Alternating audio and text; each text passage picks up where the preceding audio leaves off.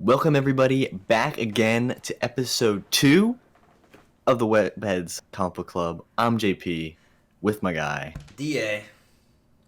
Yes, we are back again. Episode 2, couple upgrades on my end. Got a beautiful mic stand. Got a new camera in all its glory. Still figuring some stuff out with it, but Feeling fancy. exciting stuff. Feeling fancy. Yep. And in, regular fashion for me, we had about 2 weeks in between last episode and this episode for recording, and so what I decided to do was wait till about 2 hours to record it, to read every single issue. So these books are on my mind. I have been glued to old newspapers pretty much. So you put it off till the last minute is what. Yeah, and I said I wasn't going to do that, too, as a joke. Remember, like 2 weeks ago? I was like, I'm definitely not going to wait till the last minute. It's always next week. Right, yeah. No, definitely next week I'm not going to. Basically, all I'm saying is if there's ever not a new episode on Monday, you know who to look at. That's all I'm saying. I mean, yeah. I won't. I mean, yeah. I mean, I won't even. But I won't even. With that said, like he said, he's got some upgrades on his camera. I do not have an upgrade on my camera. I got some Christmas lights up. It's December now. It doesn't really look like it. I mean, my camera It looks good. It looks good. We're working with it. If you're listening to this in podcast format, you should head over to YouTube to DA Comics, and you can see our faces over there. And if you're watching on YouTube, you should go and follow us on all the podcast formats. So over the place. That's another thing. Last episode, I forgot that we even had listeners. You know what I mean? And I gotta be, I got you this time, listeners. I'm a listener. Podcast-wise, I don't really watch them. I listen, so. See, I'm more of a video guy. That's why I like a little bit of both. Yeah, I forgot about my people. But I was a little iffy last week in the episode before it came out on which platforms we were going to be on. I can officially now say we are on Google Podcast, Apple Podcast, and Spotify, and YouTube. So yes, if one of those is your favorite podcast platform, that can be where you can go. Aside from that, you know what? No one in this house is respecting the working man and his podcasting form. I was gonna say, I didn't hear anything. You muted your mic quick enough. Quick draw. I'm quick with that shit. Yeah, I mean, I'm a professional. Yeah, we're already pros. I mean, 2 episodes in and we're pros. Yeah. I mean, we got the long history with. Oh yeah. It's like riding a bike, you don't forget how to do it. So before we dive into this week's episode or issues, which if you didn't catch last episode, in this episode we are going to be going through Amazing Spider-Man issue 6 through 10. Yes. Before we dive into those, I realized something after the first episode went live. You're gonna tell me about my phone. I don't even know where it is. We did realize that, and phones are silenced now. So if there were any listeners who were annoyed by the buzzing in the background, I apologize. But I realized some of the dates that I had said for those comic books might not be accurate.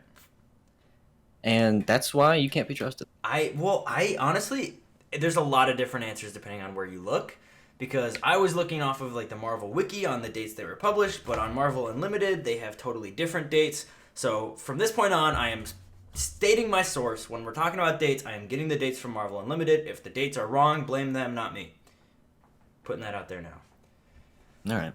But I realized, because apparently issue 1, if these dates are to be trusted, did come out in 1963. Right. So Fantasy 15 was still 62, but this one's 63, so. All right, it's fine. I stand corrected there. But from there, let's just dive right in. Issue 6. Issue 6. I want... you do issue 6 because I want you to do issue 8. Okay. I'm curious why you want me to do issue 8. Well, because you like Electro. I'm giving you one of your favorite villains, no? Electro's issue 9. All right, I'm stupid. So I'm going to do issue 6. Hit us with the 30-second summary. All right, 30-second summary. Here we go. Issue 6. A very popular villain introduced, the Lizard. Classic origin story. Love him. Everybody knows about it. If you know Spider-Man, you know the Lizard. Issue 6 is where he comes in. We see the introduction of Doc Connors. We see some horrible dinosaur facts that are not true at all. And a classic origin story. It's going to be interesting to see where this character goes from here, because we know it's not a expanding character. I'm trying to figure out what dinosaur facts you're referring to? Well, he calls dinosaurs lizards. It's just not true. They're birds. I mean, everybody knows this. Well, they're dinosaurs, actually. No, the fucking. It's kind of its own thing. He called them lizards. He was like, "Oh, wait, hold on. I see the dinosaur. Hold on, hold on." Somewhere he says, yeah, he wants to learn about lizards, so he's looking at the dinosaurs. Yeah, and that's just like you're not gonna find nothing about them. That's true. That is true. Also, I get the liberties of saying, dinosaurs can be shot and bullets ricochet off their, skin. We'll take liberties there, but Yeah, it's no one really knows what their skin was like. This is a dinosaur podcast now. We're officially paleontologists have entered the chat. They would like to have a word with you. Yep.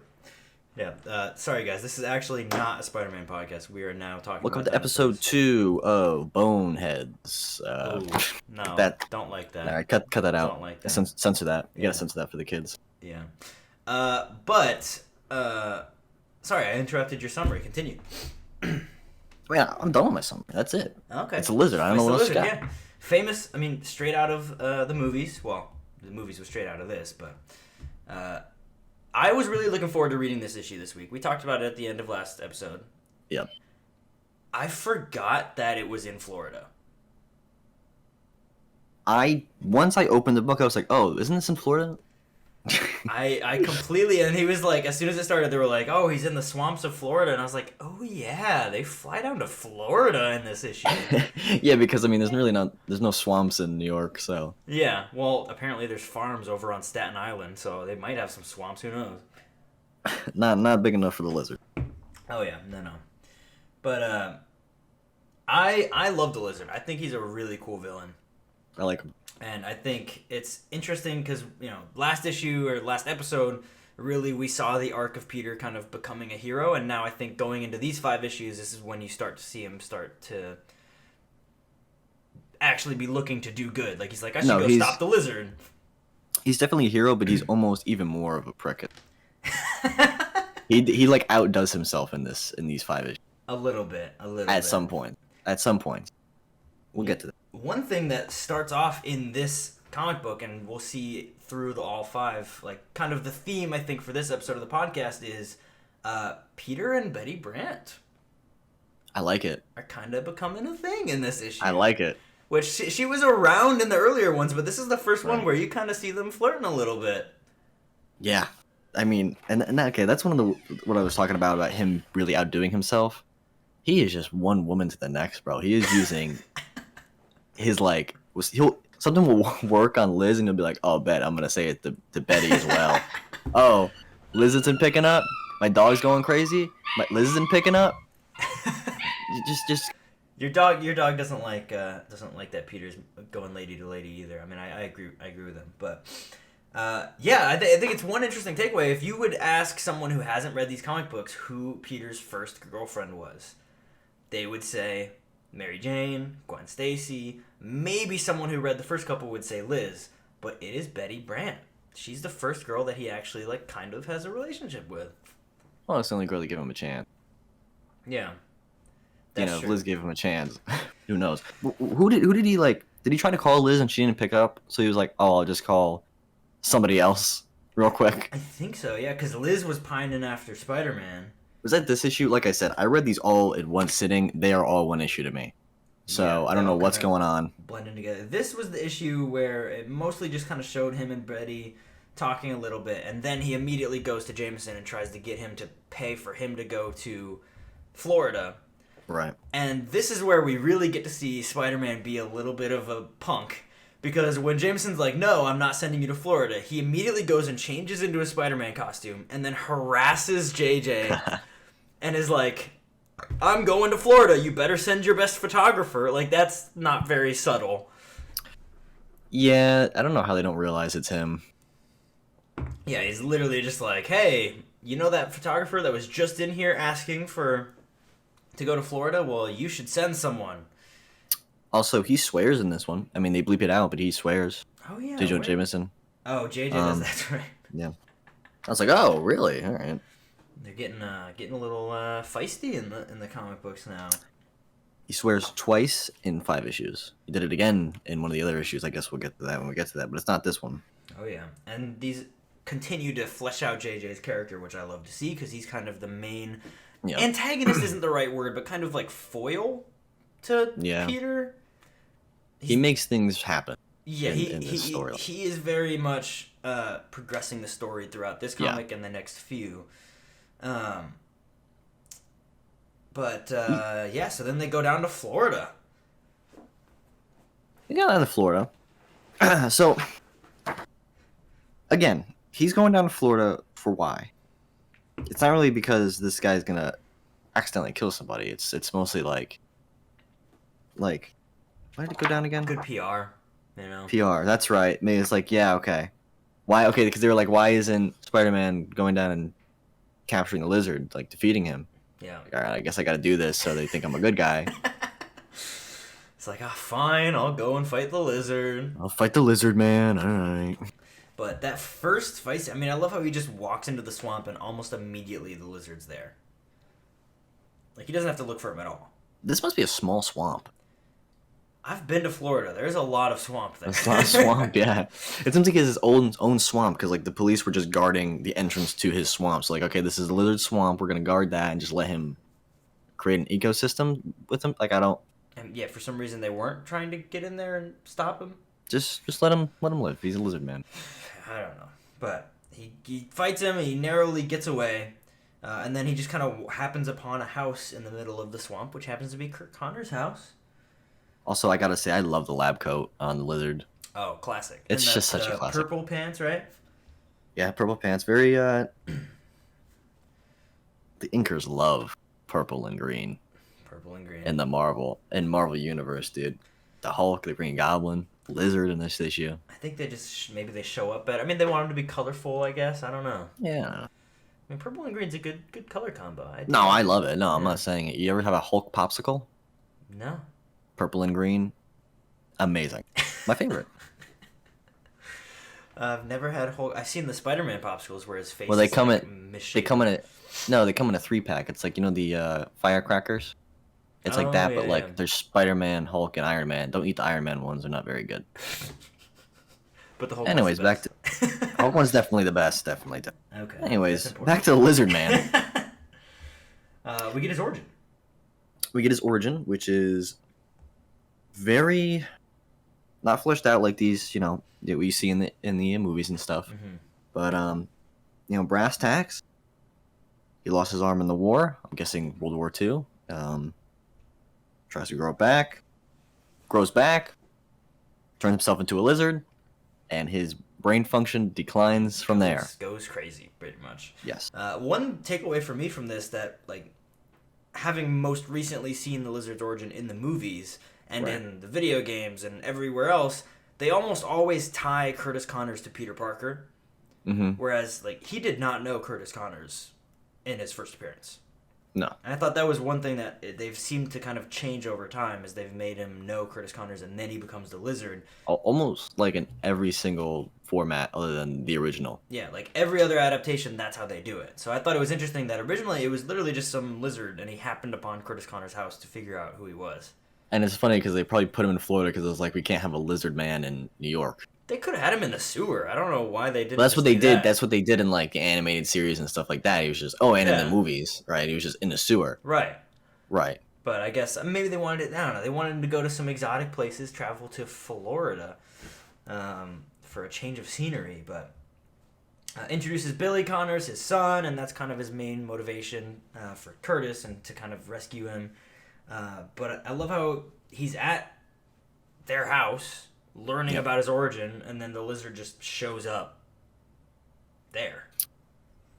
Right. So it's kind of like a 50-50. It seems like obviously Kurt is still in there somewhere, but the lizard has really taken a hold of his mind. Like he still knows who his son is and like wants his son to be near him. Yeah. So he just shows back up. It's a bit of like instinct kind of driving him. Right. Exactly. But I think this continues to show. One of the things I love about these early issues, take a shot, everybody. There we go. Is they really show how smart Peter Parker is. Because Yes. every single issue, he is doing some science to save the day. I mean, in issue 5 versus Doctor Doom, he was doing the things with the chemicals. Issue 4, he figures out to use the vacuum against Sandman. Issue 3, he like creates that adhesive to put Doc Ock's arms together. And in this one, he just whips up a cure to his lizard form in like 10 minutes. Issue 2 with the Vulture with the magnetics. The magnetic, yeah, like every single issue, every single villain that shows up, he's just insanely smart. Yeah, he really just whipped that thing up, huh? Yeah. I'm like, Curtis Connors didn't create a cure. But Peter Parker, this high school kid, can just whip together something that saves the day. It really shows that he's a very smart person. Very smart lad. And I also think when we're talking about the art, we had some criticism of Steve Ditko's art last episode. I want to give him a compliment here. And I said it in the last episode. He draws really good faces. Yeah. And on page 13 of this issue, which is right when he's making the cure, the panel where it's, what's her name? What's Connor's wife's name? Martha? Something along those lines. Marla, something like that. It's a shot of her just like with a surprised face. And I think that's really, really good. Even Spider-Man looks good in this. He does, yeah. Like And his face and his suit is costume. still mostly black. Seems like it's kind of going back and forth. It's going back and forth in this issue. Like, especially early in the issue, if you look back, like, it's very blue. Yeah. And then, like, in those panels before, or even in that panel you're talking about, it's straight black and red. Yeah. So it seems like they're still, I don't know if I'm flipping to later panels when he's fighting the lizard and it's almost entirely blue. Right. So they're still kind of figuring it out a little bit, but... We can't skip past the web boat shoes. Oh. Like the water wouldn't dissolve the webs. Or, like, yeah, I don't know. I mean, it's great. That's how you sell toys, man. That's true. I mean, that's not what he was thinking here, but, like, that's how you sell a toy. That is, yeah. I love... They're just chilling in a Florida swamp and just happens upon an abandoned Spanish fort. Well, as you would. As one does, yeah. Also, it's probably very hot in that swamp. Oh, it's so hot. That suit has got to be swampy as heck. But I do love how now you see the lizard with the alligators. That's really cool. Yeah, He, like, kind of controls them a little bit, I guess. it's pretty neat. They see him as, like, a higher... Yeah, a superior lizard. Which, are alligators lizards? Yes. No? I'm not lizards, they're alligators. Well, yeah, that's what I'm saying. So we're kind of just calling a lot of things lizards. Well, that's what I'm saying with the dinosaur stuff, is that they really took liberties with the Yeah. Well, species here. we've established that Stan Lee kind of had to make some things up scientifically for I don't blame him. these. Yeah, he's not a We're scientist. we're nitpicking, you know. 100%, yeah. But then it's pretty much just the fight scene with Lizard. And I mean, I love this fight scene. It's in the fort, just kind of bouncing around with the Lizard, ultimately trying to get him to take the serum and transform him back. But a lot of these panels, I mean, page 18, that's like the 6 panels of him fighting Lizard. I love all of the different poses and shots, and I just think the art's really, really good in this issue. Question for you: what do you think about the Lizard's look, his design in this issue? I think that he looks cool, but Right. I do like his look later when they've given him more of a snout. Like McFarlane type snout, or like I feel like in more modern comics he has a Yeah. longer kind of crocodile snout, and I think that looks really cool. Kind of looks more like a dragon-ish. right. Whereas this looks more like a traditional like lizard man swamp thing type. Like a little bit like a turtle. A little bit like a turtle. The flat face. He looks a little goofy, but he's cool. He looks the most like a lizard. Looks the most like a... Your dog just wants to participate in the Listen, podcast. she's got separation anxiety. I can't do anything about it. You should just hold her the entire podcast, just like pet her. I said I'm doing a podcast. She said I don't care. She's a guest star. Yeah, maybe one day she'll review an issue with us. Yeah. She probably wouldn't like that. No, probably not. No, not at all. But I do like his look. I think he looks good. Definitely a hit for Steve I like Ditko's art here. I like it a lot. I mean, when I think of Lizard, I mostly think of like the animated series look. Mm. You know what I mean? Yeah. Like the '90s animated series look. Right. Kind of Right. like the McFarlane look as well. Yeah. I mean, But there's I like that this a lot. iconic McFarlane cover with the. Right, exactly. Yeah. I think it's like 313 or something. But Mm-hmm. this is probably the most Lizard looking, like the movie. You know what I mean? Like Yeah. even Lizard, you don't have really have a snout like that. I like it. I think it's They did for the movie. They made him flat faced, like more comic accurate. right. Yeah. It was for pretty cool. I this. liked it. A lot of people And- didn't. I enjoyed it. And he's about to be in Spider-Man: No Way Home coming out Yes, this this week. is- Do You got your have tickets? Do you have your tickets? I got mine. I have my tickets. Yeah. Are you going Thursday? Yes. Oh yeah. If Wait, does anyone- it come out Thursday or Friday? Was the date? Well, Friday's the release date, but the first showings are Thursday night. No, I'm going Friday. Oh, okay, I'm going Thursday. See, I'm going at 9 o'clock on Friday. Dang. So I gotta stay away from anything. Oh I yeah. have to stay away from everything. I just close my eyes until 9. Pretty much all this week, because apparently reviewers can start talking about it Monday. So. Well, I don't like surprises. Oh. I don't want anyone to spoil the first appearance of Tobey Maguire and Andrew Garfield for me. wanna swear, be I might- surprised. I might actually cry. I'm going to. I'm going I might to. cry. I mean, it's ridiculous, but I might do it. I already said, and we're going on a bit of a tangent here, but it's Spider-Man related, so bear with us. When they first appear on the screen, if they're like musical themes from those old movies kick Yeah. in, I will cry. I'm putting that out there right now. Like that. Well, I will don't really- happen. Yeah, especially for Toby. Yeah. I've been one of my friends who I'm taking to the movie, they hadn't seen any of the Spider-Man movies. So Right. this week we're watching all of them. So we watched Spider-Man 1 last night, like the first one. What did they think about that? They thought it was campy and corny, but it was good. You Yeah. know, I mean, when you think about when it actually came out and what superhero movies were like at the time, that movie is fantastic. It still holds up though. That movie's amazing. It holds up great, yeah. But It is anyway, my favorite Spider-Man movie. All right. it's great. Okay. It's great. Comic books. And we will talk about No Way Home in next week's episode for sure. So be prepared for No, that. I actually refuse to. Not spoilers, of course, but. I'm gonna spoil the whole thing. Anyway, my favorite scene in this issue, is after he cures Curtis and he goes back to JJ and he's like, "Hey, I got these pictures of the lizard," and he immediately just rips them up. He's like, "Oh, they're fake." That was See, hilarious. This is a counterpoint to what I said last episode when I was like, he's really not unlucky. He just like make his situation better. In 5 issues, he actually is unlucky, or like he'll try to do something like to better things and it just doesn't work out. Yeah. So it took a pretty sharp turn there because he's like, I can't let them know. I mean, obviously gonna figure it out if I just tell them this stuff, or like, you know what I mean? They can't, like, it's gonna be impossible to explain that. So it's like, all right, yeah, I bought them from some guy. Oh, then they're fake then. It's so good. And then he's just like, "All right, let's go back. You didn't get any pictures." And they just fly back He's home. just pissed. So he didn't get his payday, but he got to save the day. So. I do have a question. I don't know. Maybe you can figure this out. So it says literally in the second to last panel before the Vulture panel, with the letter that was sent to him about the roses are red, violets are blue. I'm still a at large. So fooey to you. Yeah. Did Peter actually do that, or what was that about? Yeah. That's ridiculous. I mean, that's just childish. I thought it was like I don't know. I thought it was like gonna lead to something else in the next issue or something. Like someone like tried to make him pissed on behalf of. He's literally just taunting JJ. Well, that's just. This last page is where you see him. He calls Liz, and Liz is like, "Don't call me," and he's just like, "Oh, okay, whatever," and then just sends a letter to JJ taunting him, like. That's what it is. She's like, let me call Betty first, and I'll see if she wants to date me tomorrow. Like, okay, first off, what? And then they're just sitting around like, I'm gonna call this lady, see if she wants to date me. And then he's like, "Oh, she's working. I guess I'll try Liz." Try Liz then. Ladies' man, Peter Parker out here.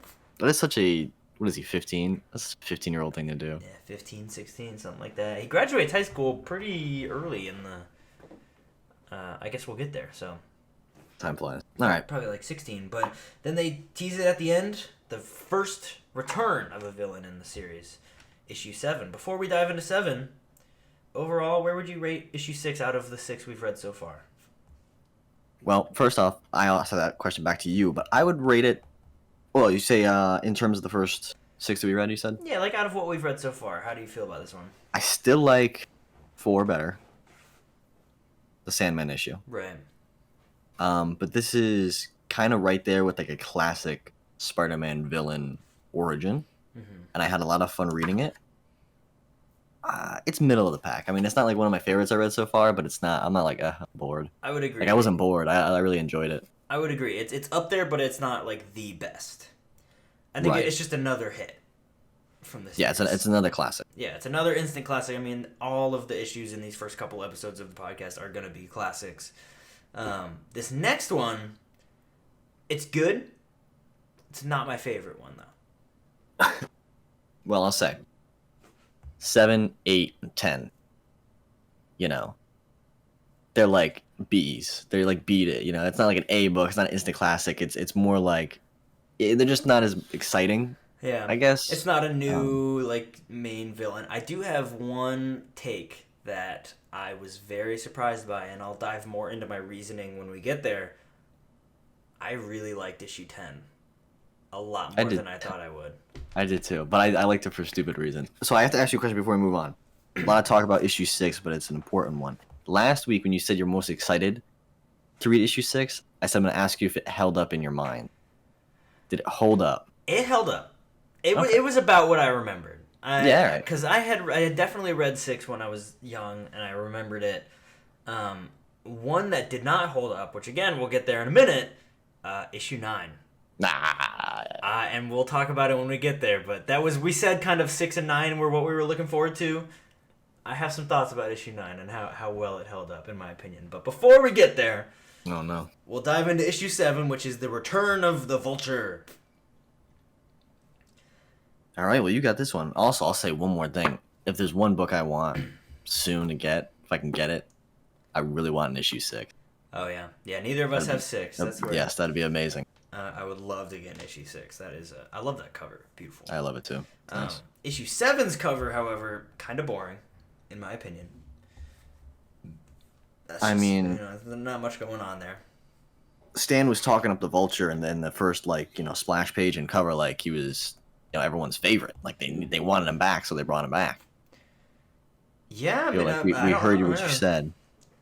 I mean, he was kind of the first colorful villain in the series. Big villain, yeah. So it makes sense, and I think it is cool to see the continuity of him kind of breaking out of jail. Well, anyway, diving into the 30-second summary. Vulture, he breaks out of jail by making a new flying machine, flies out, and Peter hears about him escaping, and so he decides, all right, I need to go suit up and find the Vulture. So now he's actually acting heroically for pretty much good reasons in this issue. Unless I'm remembering wrong. But Vulture now starts flying around again through the city, robbing places, breaking into houses, just kind of goes on a crime spree through the city, and waiting for Spider-Man to come and catch him, because he's thinking that he can stop him the exact same way with the anti-magnet tech, but come to find out that the Vulture actually has invented a new means of flight that is not able to be countered, so he actually kicks Spider-Man's butt in their first fight. And then, after he gets his butt kicked, and he kind of hurts his arm. So now he has to wear a sling, and he's dealing with injury of that. And ultimately, a lot of things happen in the issue, and we'll dive into more detail in a sec. But then he goes back and fights the Vulture, and ends up defeating him by the end of the issue. But let's go through this. Your summary. So when you say summary, you mean summary. When you say summary, I thought you wanted like a couple words on the thing. Oh yeah, I was diving through quickly. Okay, similar thing. No, you just really outdid me. It's not a competition. It is to me. Okay, well then outdo me on the next one. I won't. Okay. Well, first scene though, going in more detail. We do start to see in these issues that Flash is starting to lighten up on Peter a little bit. Well, not quite yet. It's like it's weird because like in the first couple issues, they really didn't like each other at all, and now you can see them thinking to each other slowly, like, well, not really Peter to himself, mostly Flash to himself, like, maybe I should like lay off a little bit. Yeah. It's like, maybe he's not, maybe he's not so bad type of thing. But in the beginning, he's at at school, they're in gym class or something, doing sports, and then he hears the Vulture's escaping, so he's like, oh, I gotta go, I have a headache. And Flash is just like, oh, you always get a headache, you just don't want to play the game, and taunting him and further pissing him off. We do start off with a little bit of a recap, and then the prison. He had really good behavior. Vulture. This is Toombs. Adrian Toombs Yeah. has really good behavior. So they're like, all right, let's let him work in one of the shops. Horrible idea, because he just makes a new flight system. Yeah. Also, for whatever reason, I don't know if I'm just in a really giggly mood today or whatever, but like these issues, there's little things, little panels that just made me laugh, and I don't know why. But him just flying in a jail cell like that, like after hours. Like imagine Just someone floating stumbling in on place. like, you stumble on an old man floating in place, talking about his plans to escape. Like He's this is possessed. insane. Exactly. Like what type of ritual are you going on, man? After bed check, and the guy's just stunted up. Yeah. It does look a little ridiculous. And then he just lifts up over the wall. Just flies away, man. But, yeah, that easy. He just takes some scraps in the shop and builds a new flying machine. That easy. Peter's smart, but so are his villains. Yeah, that's true. They never really explain where Adrian Toombs got this knowledge, though. What was he before? Don't know off the top of my head. I mean, maybe he's just old. He's wise. Yeah, he's old. He knows how to build, flying contraptions. As all old people do. Well, of course. Yeah. But I do love we talked about 60s slang last episode. In the panel where he's changing into Spider-Man, I just want to read Peter's dialogue here because this part is just goofy. He says, "This double identity jazz is for the birds. I can't take much more ribbing as Peter Parker. Sooner or later, someone's going to lose a mouthful of teeth." Incredible. What? Who talks like that? Like, this is for the birds, man. What did they call it a lot? Like a bird brain. Bird brain, is that what they? Yeah. That is used a lot. Yeah. Bird brain. We don't use that anymore because it's derogatory towards birds. So. Well, true. Yeah, exactly. I mean, it's the vulture. He probably is pissed about that. Exactly. Yeah, that's not nice. Like, what the heck? I do love the fire inside of old Parker. He's getting pissed. He's boiling over at old Flash. Maybe it's my own angst, but I really want him to just knock someone out. Well, we get there. It boils over in the next issue. But I love the use of going a little bit forward to where he's actually back in costume. The Vulture is. Mm-hmm. And gets sighted by a helicopter, and he goes in and he like robs a jewelry store. Yeah. At gunpoint. Yeah. I love it. Just pulls out a gun. I love it. Casually. The Vulture's got it on his hip, bro. He is strapped. Just what's the meme like? Anyway, I started blasting. Just rocks up in the jewelry store, right. whipping out a gun. I'm 7 years old, right? I escaped jail, and I started blasting. Loaded. I do love the art in that panel because he has the kind of hunchback. He really looks like a vulture. He's got the pointy nose, the hunchback. It's amazing.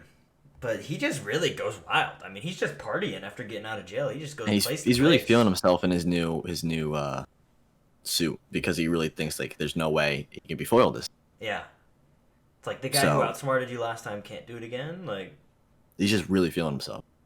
Confidence, man. I like it though. It's nice. But continuing the trend of, I mean, I like how we kind of see Vulture's thought process of when he gets into this, what's the word? Not combat. Conflict? I don't know.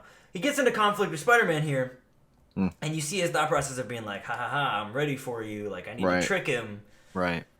So you do see, like, Vulture's pretty smart. This ain't no Sandman. Like, he's a little bit smarter with what he's doing. Right, you can even see him flying really low so the cops can't, shoot him or detect him by the radar. And then when Peter activates his device, he, like, pretends to fall out of the sky and then swoops up. He's smart. Which, really good. I love, one of my favorite panels in this issue is page 7, where it's Vulture flying straight up. I feel like he just looks really cool in that panel. Even when he's upside down and he's, like, pretending to descend, like, the close-up on his face and all the little, like, wrinkles and rolls that he's got. He looks pretty great. Real ugly, though. Imagine having to fight that guy. Yeah. Imagine beating up a 70-year-old in a green wingsuit. Wow. Speaking of, like, they're really fighting midair. I mean, that's pretty cool. It is, and and it's really just, like, two classic characters going at it mid-flight. And he kind of kicks Spider-Man's butt. He does, yeah. He gets the drop on him. And yeah, he falls and he misses his web shot and then hits the ground. And Vulture thinks he's dead, and for Right. some reason doesn't go and check.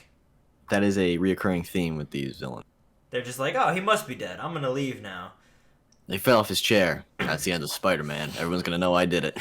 Yeah, like maybe go check the body. But does he break his arm or dislocate it? I think he Sprains breaks it.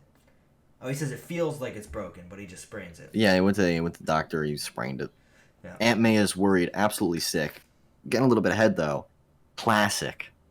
Aunt May going into the room. And he's on the ceiling. And he's on the ceiling. Straight, they did in the Spider-Man movie, got it right from here. 100%. Aunt May's like, oh, I thought I heard him in here, and he's up on the ceiling in his costume, mask off. As if, peripheral vision doesn't allow you to see up, but, Well, she's old, Can't look up. yeah, exactly. But he's like, whew, that was close. One of the things I love is, I don't think this actually shows up in the comics for years, but I'm pretty sure something they later said is that Aunt May knew he was Spider-Man the whole time. All right. At some point they say that. That's going to be fun to read. So I don't know when she figures it out, but Oh, yeah, that's a good point you brought up. We should kind of... right, okay, was it Stan Lee that said did that? they plan it? Yeah, like probably Right. not. So I can't, but we could pretend. We Well, could try to find out. For We our could own find little a way. headcanon. Yeah. So I don't think she's figured it out yet. I feel like if this Aunt May figured it out, she would be like absolutely worried sick. She would be like, you need to stop immediately. Because she is just so worrying. She'd probably get mad. I don't think she's capable of being mad about anything. No, I think she would get. I think it would be a classic, like, Stan Lee thing where like the someone who's really loves Spider-Man or whatever, or Peter Parker would just get pissed at him for like putting himself in danger. Yeah, maybe. Because that happens a lot. Even Betty Brant did it in these 5 issues. Yeah. But yeah, so she does get very, very concerned about his hurt arm. And one thing I'm noticing a lot in the art for when they are actually going to the doctor is he's still wearing his glasses. This is not like the movies where he immediately loses the glasses. He wears them still. And those are big glasses. That changes very soon. Oh, yeah. Told you. I read these like 3 seconds ago, bro. I know it's coming. I was queuing you up. I got you. Thank you, man. Thank you. But we get to see him get taunted a bit more by his classmates because his arm's broken, and he's mad about that.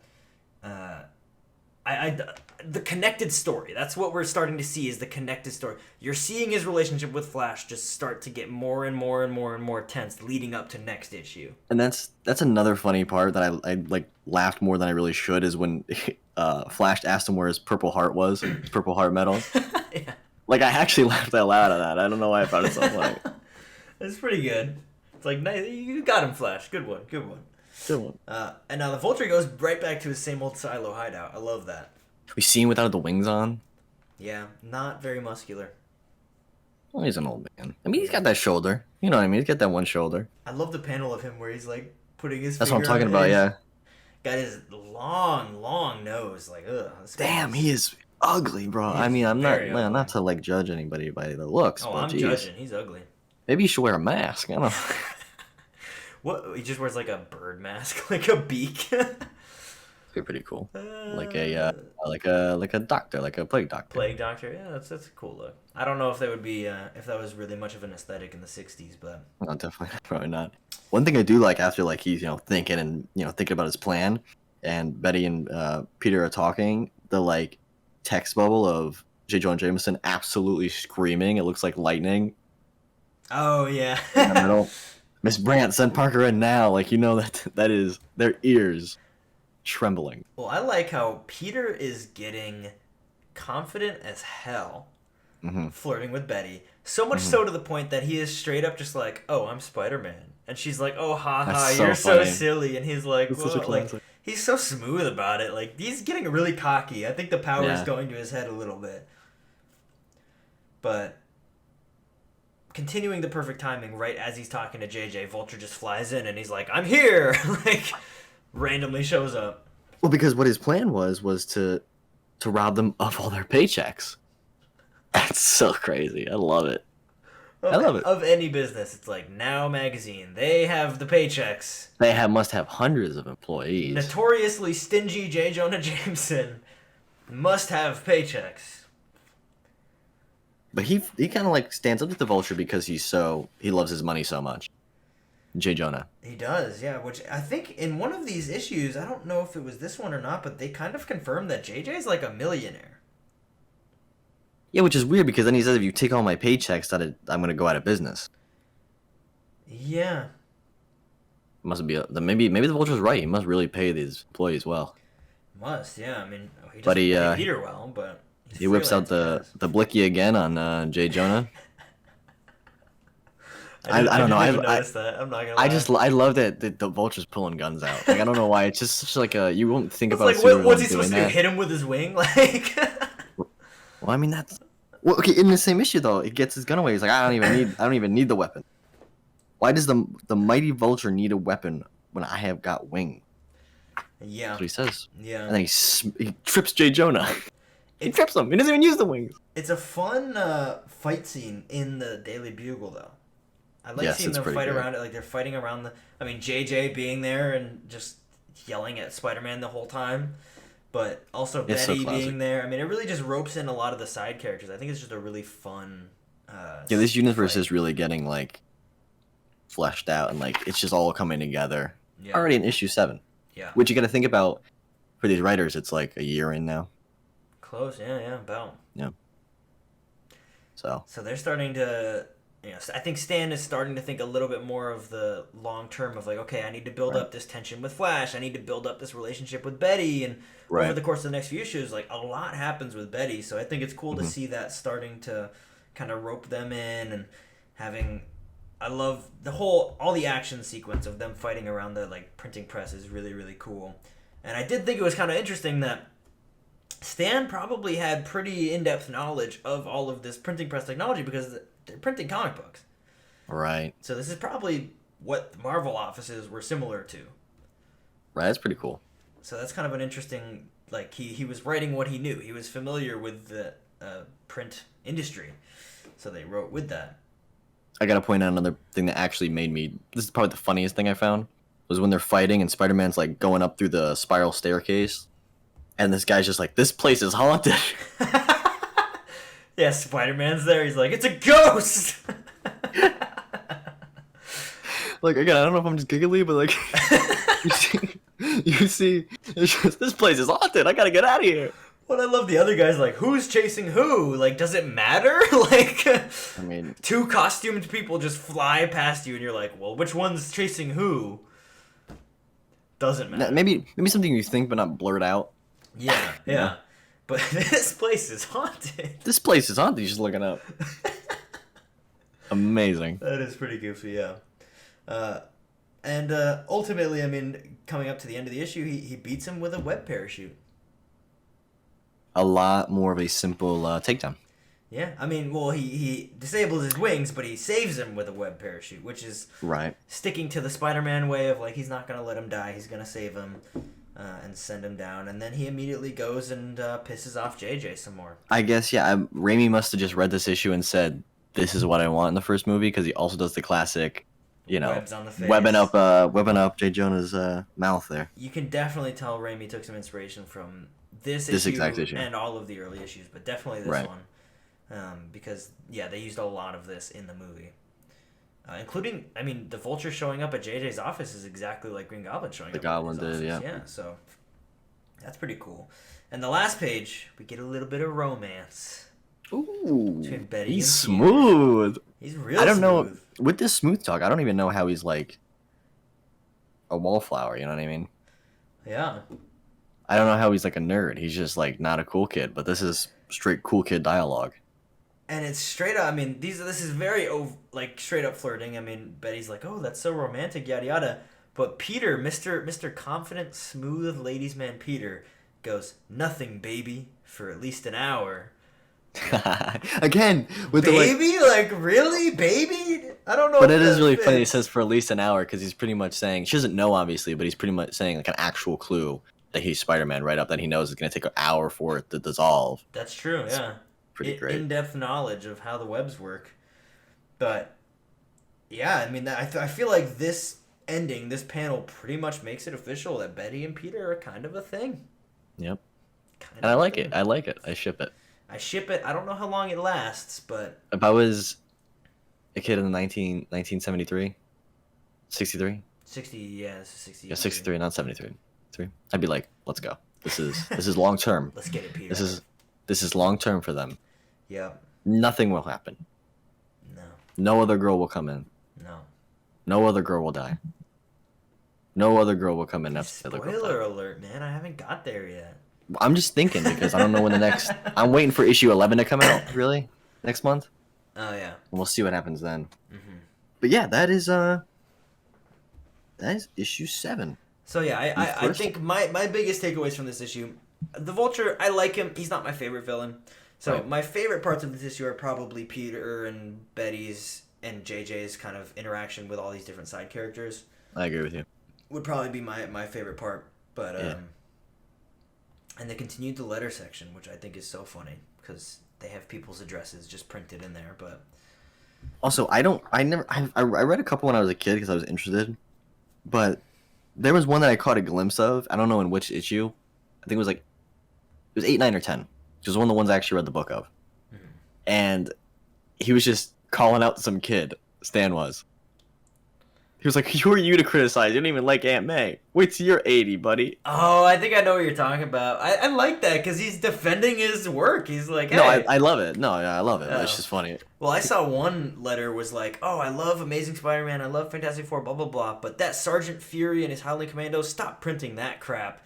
And immediately they responded and they were just like, we like it, so, like, screw you, basically. Think about how much, like, writing Stan did. He wrote a lot of comic books. And the inkers and the artists as well. Yeah, I mean, they were pumping out these books, but final thoughts on issue 7. It was never one of my favorites. I like it. It's middle tier for me. Right. I think it's pretty cool history-wise in terms of, like, okay, it's the first villain that actually had made a reappearance. Right. And a lot of little things were brought into my favorite Spider-Man movie of all time. So it's cool to see kind of its possible inspiration. Yeah. I like it. I think it's cool. I think it's a cool issue. It's cool. But the next issue is the one that we were both saying that we remembered it being kind of boring. Right. Which is issue number 8. It was better than I remembered it, in my opinion. It was honestly the same for me. Okay. Now, I was never super bored of it. I was very interested in the Flash and Peter fighting. Yeah. And once again, I was interested in this again in the Flash and Peter fighting. Everything else was like, if I see the Fantastic Four again in these issues, I'm going to scream.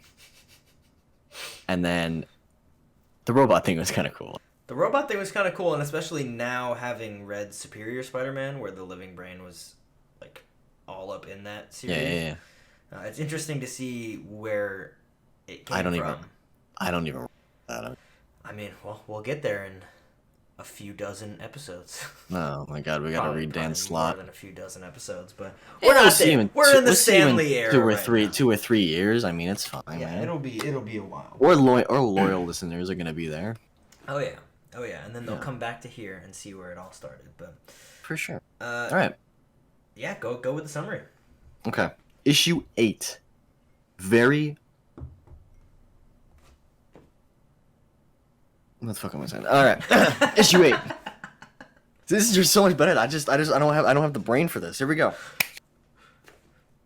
Issue 8.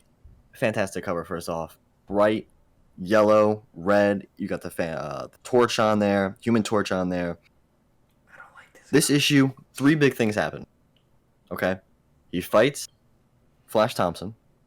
Get the first introduction of the living brain, and we get another Fantastic Four appearance, mainly with the Human Torch. So, pretty much starting off with Flash and all the little bullies bullying Peter once again.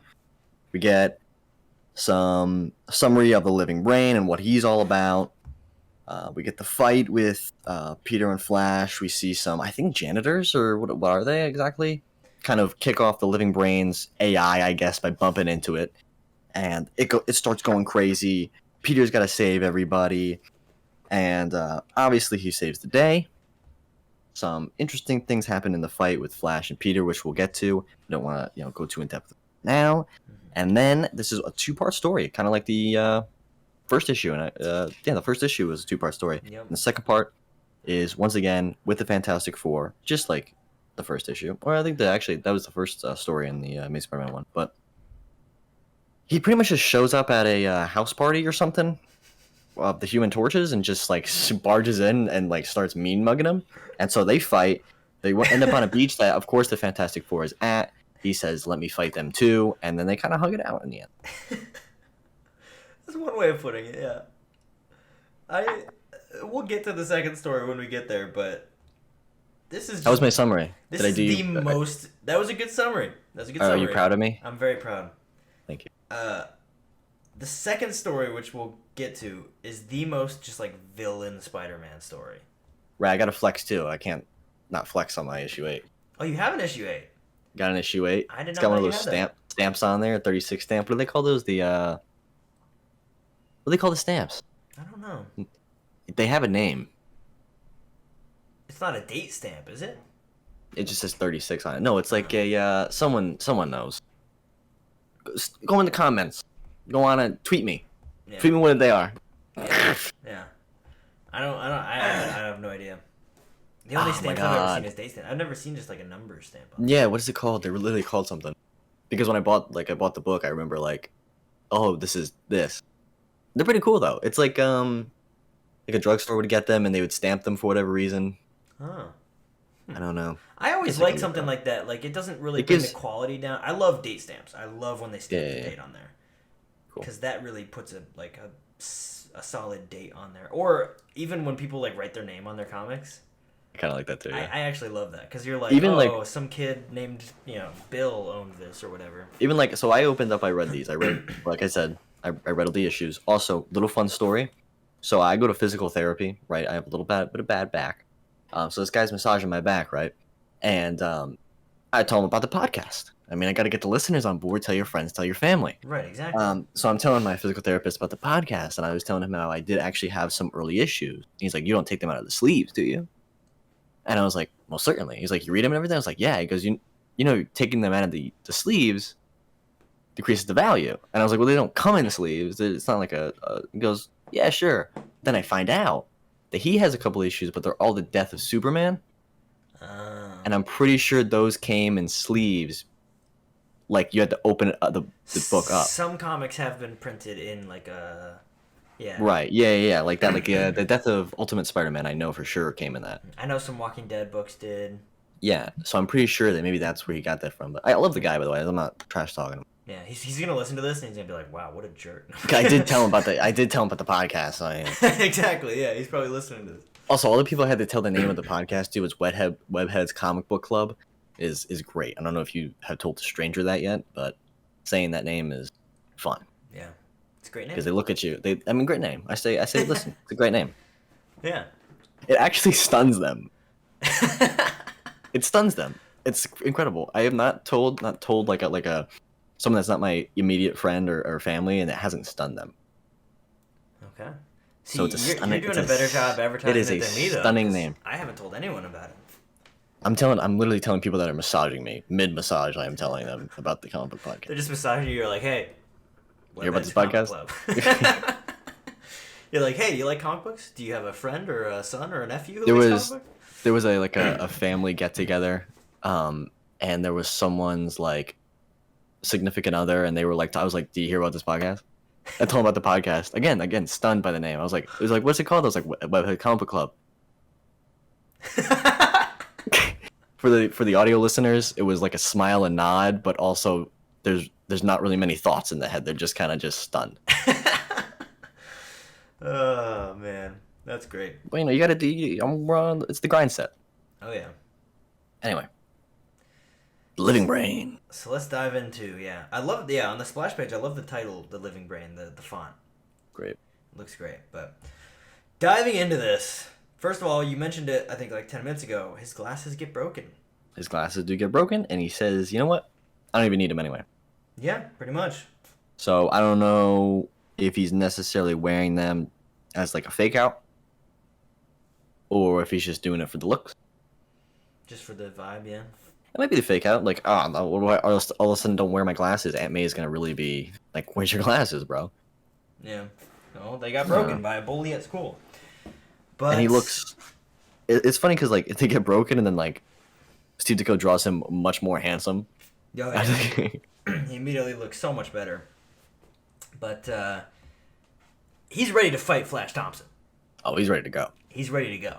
He's ready to throw down. And before they can throw down, this guy shows up with a demonstration of the living brain, which is this computer robot thing. Which is Google. And the class decides to ask it who Spider-Man is. As if this thing would have any chance of figuring that out. It seems like it might, though. It seems like Peter's worried it might, but I don't think it ever really was going to. That'd be great. I mean, he throws away the results before it can, but that's where they are trying to figure it out. He's sweating a little bit. They're asking him questions about it. And he's like, "Oh, is this thing about to out me?" The thing is he didn't. This living brain didn't start as like a free-thinking, free-moving thing on its own. What had happened was, are these janitors? They Are might these be, janitors? They're janitors, but they're going to steal it. Because it can predict the horse races, the outcome of horse races. Yes. So it seems like they want to steal it to bet on horse races and win. Yeah. Which is, what a plan. I'm going to steal this AI. It knows how to predict horse races. I don't know how I know it knows how to do that. But definitely knows how to do that. We're going to steal it. We're going to make some money. Great plan. Pretty much, yeah. They get caught trying to steal it by, is it the doctor or some guy? Is it the doctor? Well, I'm skipping a little bit. I think so, yeah.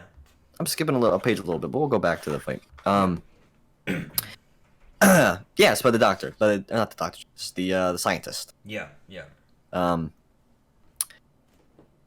they knock him out cold, trips one of the other guys into the robot, which kickstarts its free thinking, its free moving, and it starts spinning.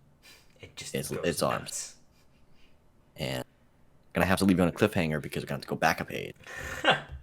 To the big fight! To the big fight. Fight night.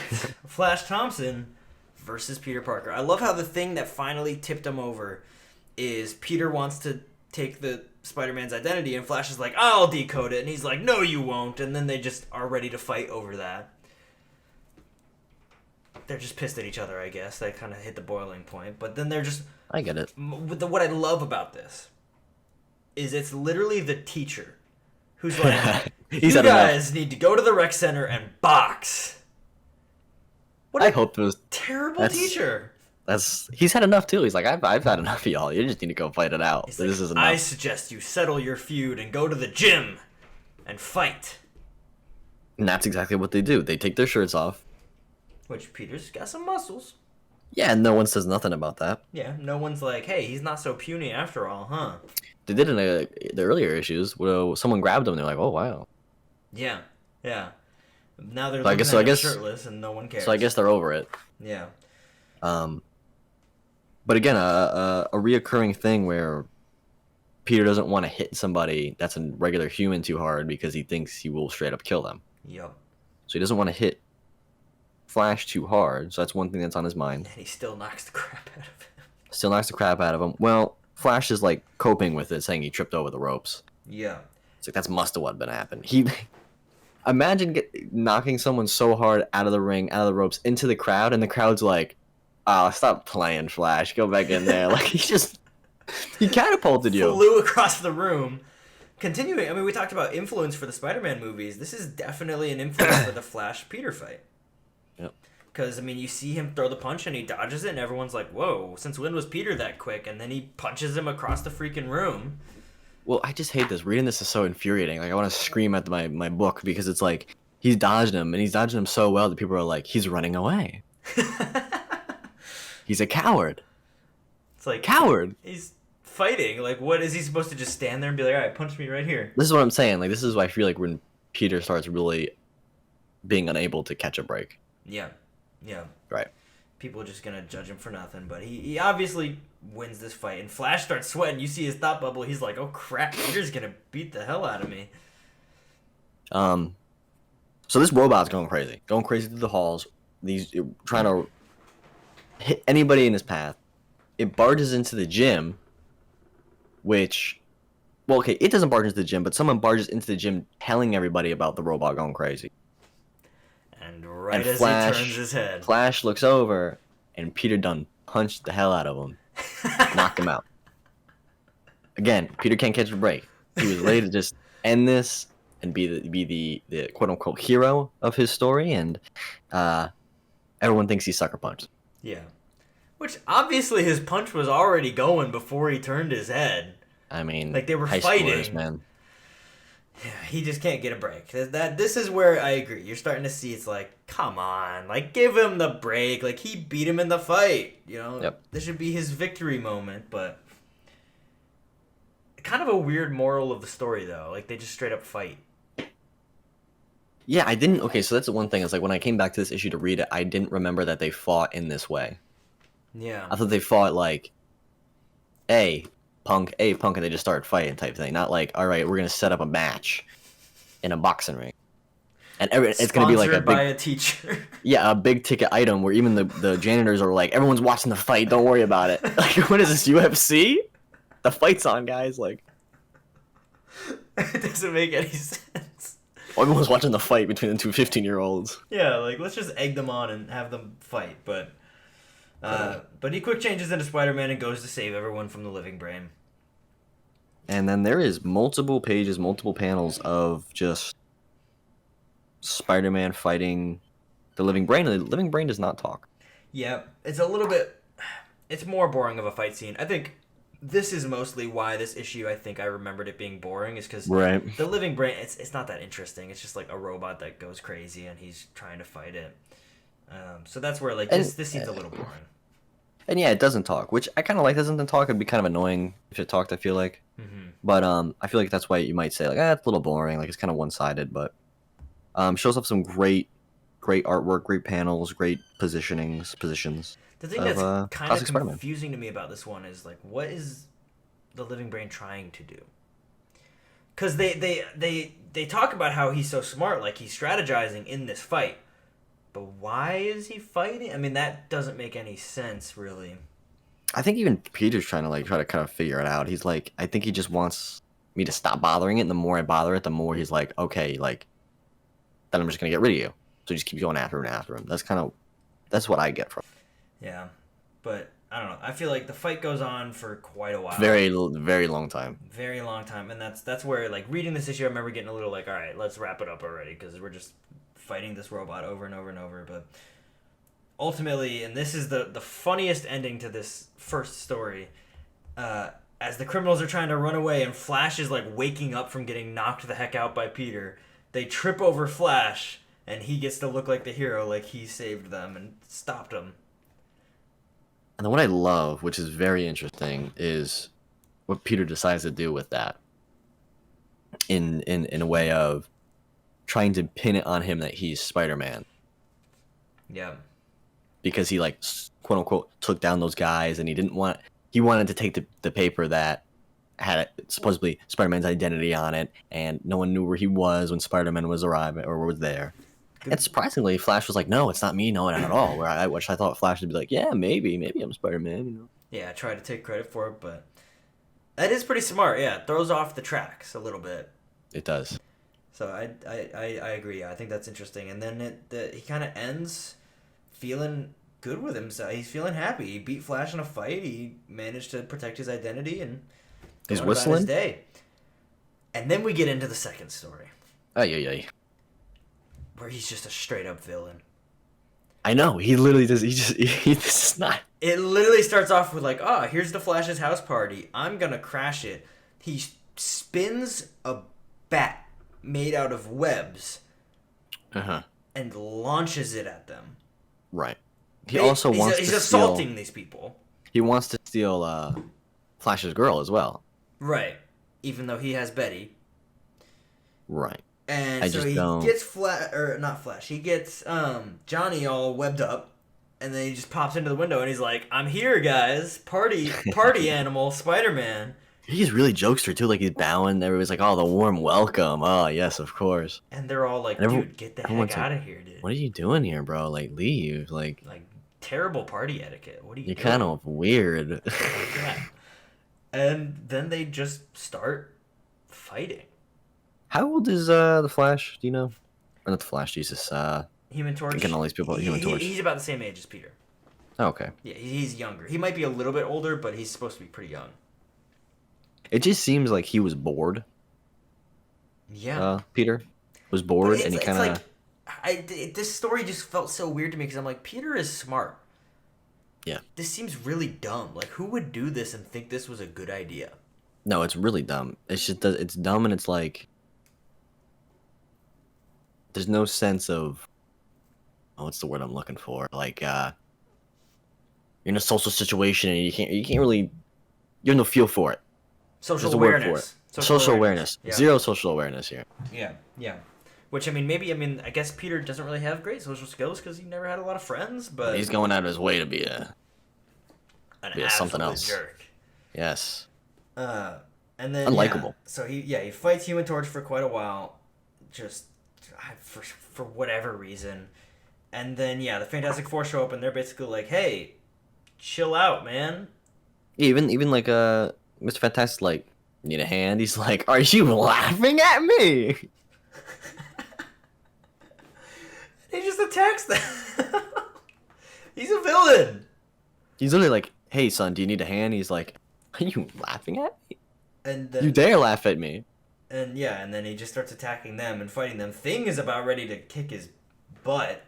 The thing is that he had it from first sight in Spider-Man 1. He had it with this guy. Yeah. Calls him a gargoyle. Spider-Man calls the thing a gargoyle. Calls him Which a is big ape. Yeah, big ape. That's rude. And then ultimately Sue steps in and is like, hey, everyone stop fighting. And then Peter's just like, okay, bye. And that's the end of the story? Well, you missed something, and I literally, again, I had to just laugh again, where it's like, he's getting with Sue, too. Oh, he left the web heart for her, yeah. He's a little flirt. Sue's into it. She is, yeah. Yeah. What is the moral of this story? There really is none. I don't know. I don't know exactly what was going through the heads when they decided to make this issue. I don't want to say like, oh, they don't want to sell more. I don't know. I don't know. It's just like, I guess it just shows that he's not really a team player, but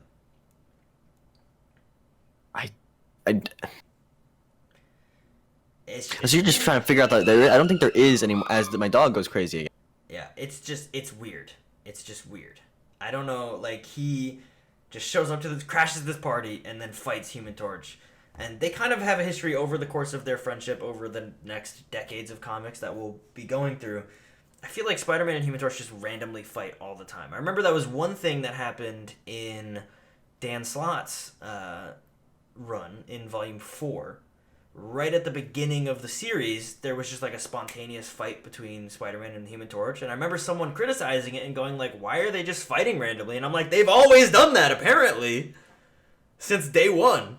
It does kind of feel like brothers just kind of fighting. Like, it doesn't really... It's kind of meaningless, yes. But it does feel like, at the end of the day, like, even like when they're fighting, it's like, maybe I shouldn't be like throwing, fire traps at him. But he's really pissing me off, so you know what? Screw it. It is a little bit of brothers fighting. That is a good point on that. But overall, issue 8, probably my least favorite out of this week. I would agree. It's definitely not, and you mentioned the cover earlier and I made a face. I do not like this cover. I was just trying to think of something. I don't like the color yellow. I feel like it's just kind of ugly. I do like the way Spider-Man looks on the cover, but I don't like the like 2 circles and the yellow. It's just kind of It's interesting. It's got the special tribute to teenagers issue. I don't know. Tribute to teenagers by having teachers encourage them to fight. It's a tribute to them. Wow. Yeah, I guess. But That's enough, issue 8. Let's dive into probably our most anticipated issue this week. Yes. Issue number 9. All right. I set it up for you. Okay. I wanted you to take issue 9. There you go. I appreciate it. So I do have. Oh, mine's over there. We both have issue 9, right? You do. I think you kind of one up me on this one. I will talk about how I kind of regret. But my issue 9, cover detached. He one ups me because his is signed by Stan Lee, which is beautiful. But It is. Love this comic book. I did sign it. Get it signed. We got it signed together. Yeah. Right. Remember? Yeah. It was 2014 because it was when Amazing Spider-Man 2 was going to come out. Yeah. And Electro was the villain. And I said, that's going to be one of my reasons I get this signed by him. Mm-hmm. I think that's an awesome book. It is. I don't regret it necessarily, but it's like, there's a big chunk out of the back. I'll never forget. There's a big, like, in the back page, there's a big chunk. And so when you go out to like get it signed, you remember there's like a big ass table and it goes down a couple people. The book gets handed down a couple issues, and I remember one guy was holding it, and it was just plain book, like no sleeve, no nothing. He's like holding it, he flips it over, and he goes ah, and he shows the lady next to him, goes, look at this one. I'm like, stop, put my book down. What are you doing? He's like, look at this kid's comic, man. No, he was like sad about it. He was like, oh, look at this one. It's like, I didn't do it. Yeah, but then they didn't say anything about mine, which has like tape down the whole front of the cover. Whatever. My issue 9, so mine, the cover's detached, so it's in pretty rough shape, but it displays really well. So I have mine up on the wall actually next to some vintage style Electro action figure, but. So I guess quick summary on this one. First appearance of Electro. Now, I haven't been doing the dates for these, but this is now 1964, so we're moving through history a bit. I love the splash page on this one. So yeah, like I said, 9 issues, 2 years. That's if you're a creative mind on these issues, it's kind of like 10. Okay, you made 10 issues on Spider-Man, 2 years. That's a lot of time invested on 9 issues, 10 issues. Yeah. It took him a little bit of while to get moving, but this one starts off. He is just swinging around. Where is he? Oh, he's rushing to get to Aunt May, who is sick. Yeah, right. This was a storyline that I had completely forgotten about. Oh yeah, I didn't remember this at all, and I read this when I was a kid. Yeah, and so did I. And so then it cuts to Electro, just kind of introducing him and his costume, and he robs an armored car. Cuts back to Peter, and he's having to go to the doctor. And so this issue kind of covers him trying to get Aunt May the treatment she needs and struggling for money to do that, while also tackling the threat of Electro, who's kind of going on this crime spree. Right. And what we see a lot in this issue is both how much Peter cares about Aunt May, but also you see Betty Brant being a really supportive with him and Aunt May. So that's where they really kind of become more of an item in this issue. Yeah. But diving through thoughts, what did you think? I was kind of underwhelmed with the Electro story part, but everything else was pretty good. Like, I don't remember ever Betty and Peter being this close, and I don't remember this whole kind of subplot, if you want to call it that, like of Aunt May being sick in this. Yeah. I liked it. I had totally forgotten about Aunt May being sick. It's kind of out of nowhere. Like last issue or 2 issues ago, she's just fine, and all of a sudden she's like, I need surgery or something. That's kind of how old people are, though. I mean, it's not... That's true. But I felt the same way. I was really looking forward to this issue because I love Electro. And the Electro part of it's kind of underwhelming. I mean, he's cool, I guess, but...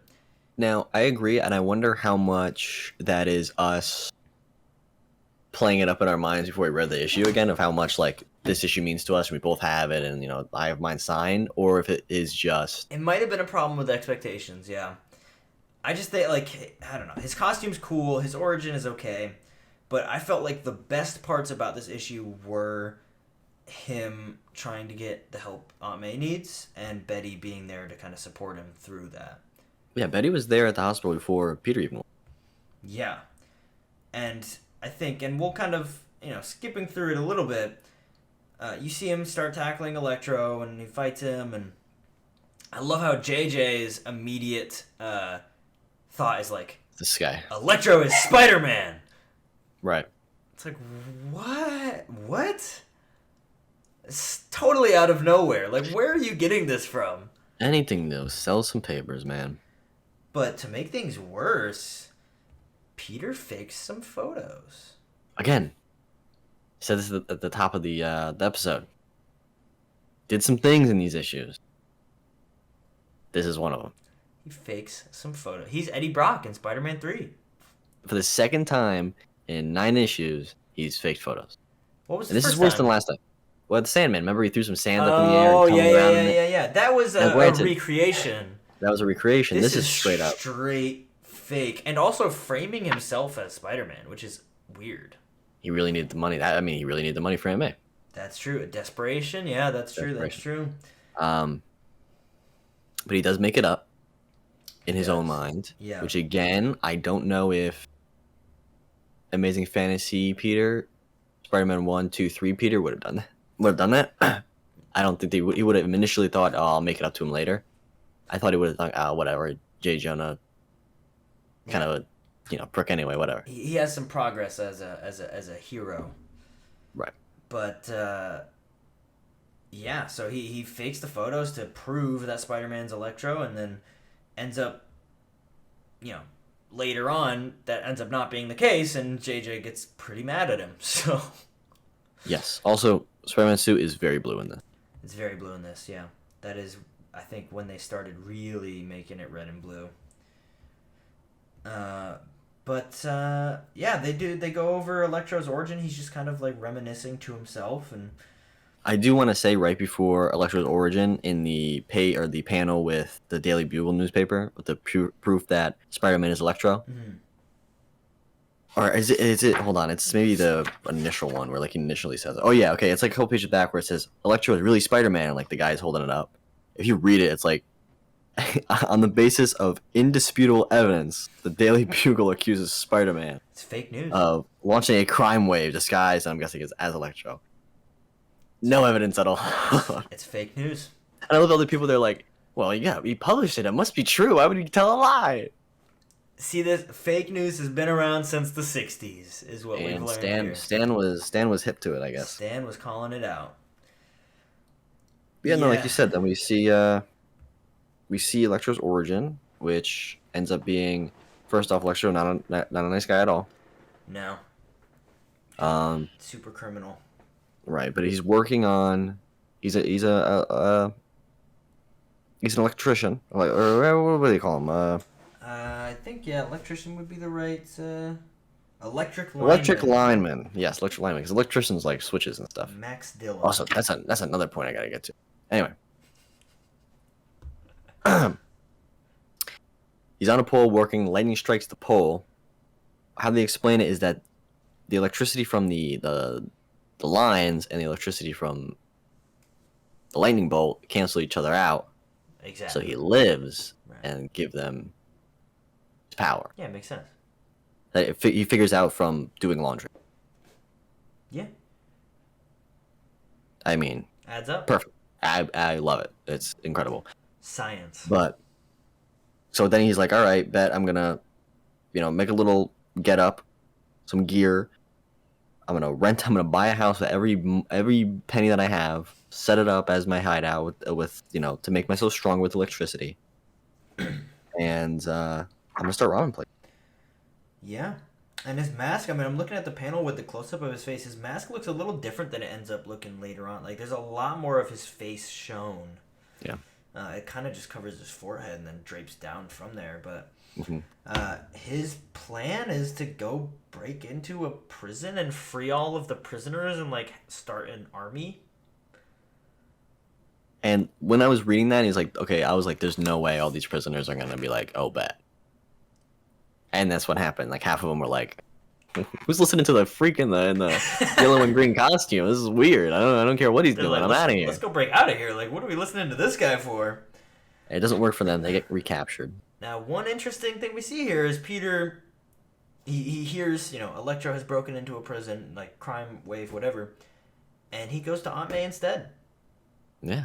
He did, which, I mean, it's understandable. I mean, his Aunt May needs him, but he stays through the surgery rather than trying to go and stop that crime as it happens. He goes after, but Right.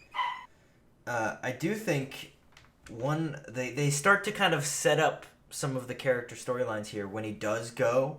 Like, after the surgery, he's like, all right, I need to... She's like, don't go there, it's dangerous. And he's like, I have to. And where is it? She says, I was afraid of this. You're beginning to enjoy the danger, the excitement, just like someone else I once knew. And they're kind of foreshadowing, because I read that and I was like, what is she talking about? I had no clue what she's talking about. And we still don't. But they're kind of setting it up for next issue when they're setting up some storylines with Betty. Which is interesting, I think. Right. They're giving him more character than just, Peter's love interest. Yeah. She Nice. has a backstory that is mysterious, and I read that line and I was like, I want to know more. Like, who is she talking about? Yeah, me too. I agree. So we'll find out. We will find out. But I do want to say, like, Electro is just straight up bolting people. Yeah. Have you ever shocked yourself before? I have a shock pen. Like, no, like straight up electricity by accident. No, I have not. Not a great feeling. Yeah, no, it's not. So when I used to work with my dad, he's a tile setter. I used to work with him. He asked me to plug in a extension cord, and it was, a house that was being worked on. So the outlet was like dangling out of the, the drywall. It didn't have like, it was inside the drywall, and there wasn't like, Jesus, one of those little caps on. Did you just see that? That was like a ghost. This place is haunted. This place is haunted. This place is haunted. Oh my god. What was I saying? And so instead of grabbing it by like the plastic ends and plugging in, I grabbed it by like literally the metal part where all like the wires and stuff are in there. And I grabbed it and plugged it in, and it gave me the shock of my life. And I'm telling you, it does not feel great. Really bad. Yeah, I had It one. I have never been shocked, but back when I worked at Chick-fil-A, and they have their ice cream machine, and their ice cream machine uses electricity, obviously, and every now and again we would have to switch out the fuses in there. And my direct supervisor, she was like adjusting the fuses, and got shocked like pretty bad. I mean, she wasn't hurt, but we looked it up on the security cameras because we wanted to see it, and you can see like a bright flash, and she like jumps back. So that is what I think of when I think of electroshocking people. Like, she said it hurt real bad. Yeah, it doesn't, like, you think of like I've done the shock pen too. It doesn't feel like that. It doesn't even feel like it feels like a thump, like just the biggest thump, and it went up my arm, and it was my right hand too. It's like, oh, I'm dead. My heart, that's it. You know what I mean? And my arm hurt for like a good while too. Yeah, I mean, that's a lot. So of if electricity. Electro's just straight sending bolts out to people, that's messed up. Yeah. So I sympathize. It's more than just like static. He's not just like tingling these guys. Like, He's it thumping them. hurts. It's a thump. But Put it on a shirt. Eventually, the criminals are like, "Oh, let's team up with Electro," and then the spider signal. Ooh, the spiders. Classic spider signal. He's here to save the day. It's the sign of the spider. Spider-Man. He's here. The sign of the spider. This fight scene, while I did say the Electro storyline is a little underwhelming, the fight scene is really good. I definitely think it's our expectation. Yeah, I think the fight scene is great. I love how Peter uses metal to like redirect his electricity. They're just going back to his intelligence. And he's like fighting the criminals and Electro, and the funniest, my favorite moment in this issue is the criminals are coming up at him with a gun, and Spider-Man like kicks it, and he jumps past the criminals, and they go into the cops, and then it cuts over to Electro, and he's just like, "Aha! I picked up the gun." Dude, that was, again, I literally have a picture, because it doesn't show it like this. In my issue, his eyes, I guess the ink, like, bled or something, he looks so high. His eyes are straight bloodshot. So he's just like, I don't know where my phone is. I don't know where it is. Maybe I'll send it to you and you can put it up there if you remember. I'll put it in the short. I'll put it in the short for sure. Put it in the short. He is zooted, and he's got this gun, and he should not have the gun. And I was sitting there and I looked at it for like 5 minutes. I was just laughing. Oh Like my it's god. just it really reminded me of like the gangs all here. You know those memes with like the Sinister Six from Yes, the it's 60s. the It looks exact just art, like like that. the giggling Electro. Yeah. I was thinking the exact same But thing. instead he's got a gun. It's like so scary but funny. There's just something about Spider-Man villains just pulling out a gun that's just hilarious. Oh my, I love it. He's like, I don't need my electric supernatural powers. I have a gun. I got the blingy man. You better run. But Spider-Man, he ultimately beats him, and Electro grabs wires and pulls out like electric whips. That's crazy stuff. Also, you got freaking cool. we forgot to mention the rubber gloves and the boots. Oh yeah, very stylish. Very Right. stylish. Very stylish to Very smart. protect them protect them from the electricity. Yeah. He's thinking. He's very intelligent. He's thinking. He's straight thinking. But how does he ultimately? Oh, he ultimately beats him with water. Somewhat scientifically accurate, but also not, because I feel like electricity hurts water, not really the other way around. I know the question everyone's really asking me, James, where did the bucket of sand come from? Because they're fighting, and he says, "All right, well, watch out! I'm gonna kick this bucket of sand at you," and it turns to glass when he's shocked. I just don't know where the bucket is sand. I mean, it says on the side of the bucket, it says fire on it, so it's there to put out a fire. Okay. Because, all prisons keep a bucket of sand around for a fire. Well, yeah, I mean, as you do. Obviously.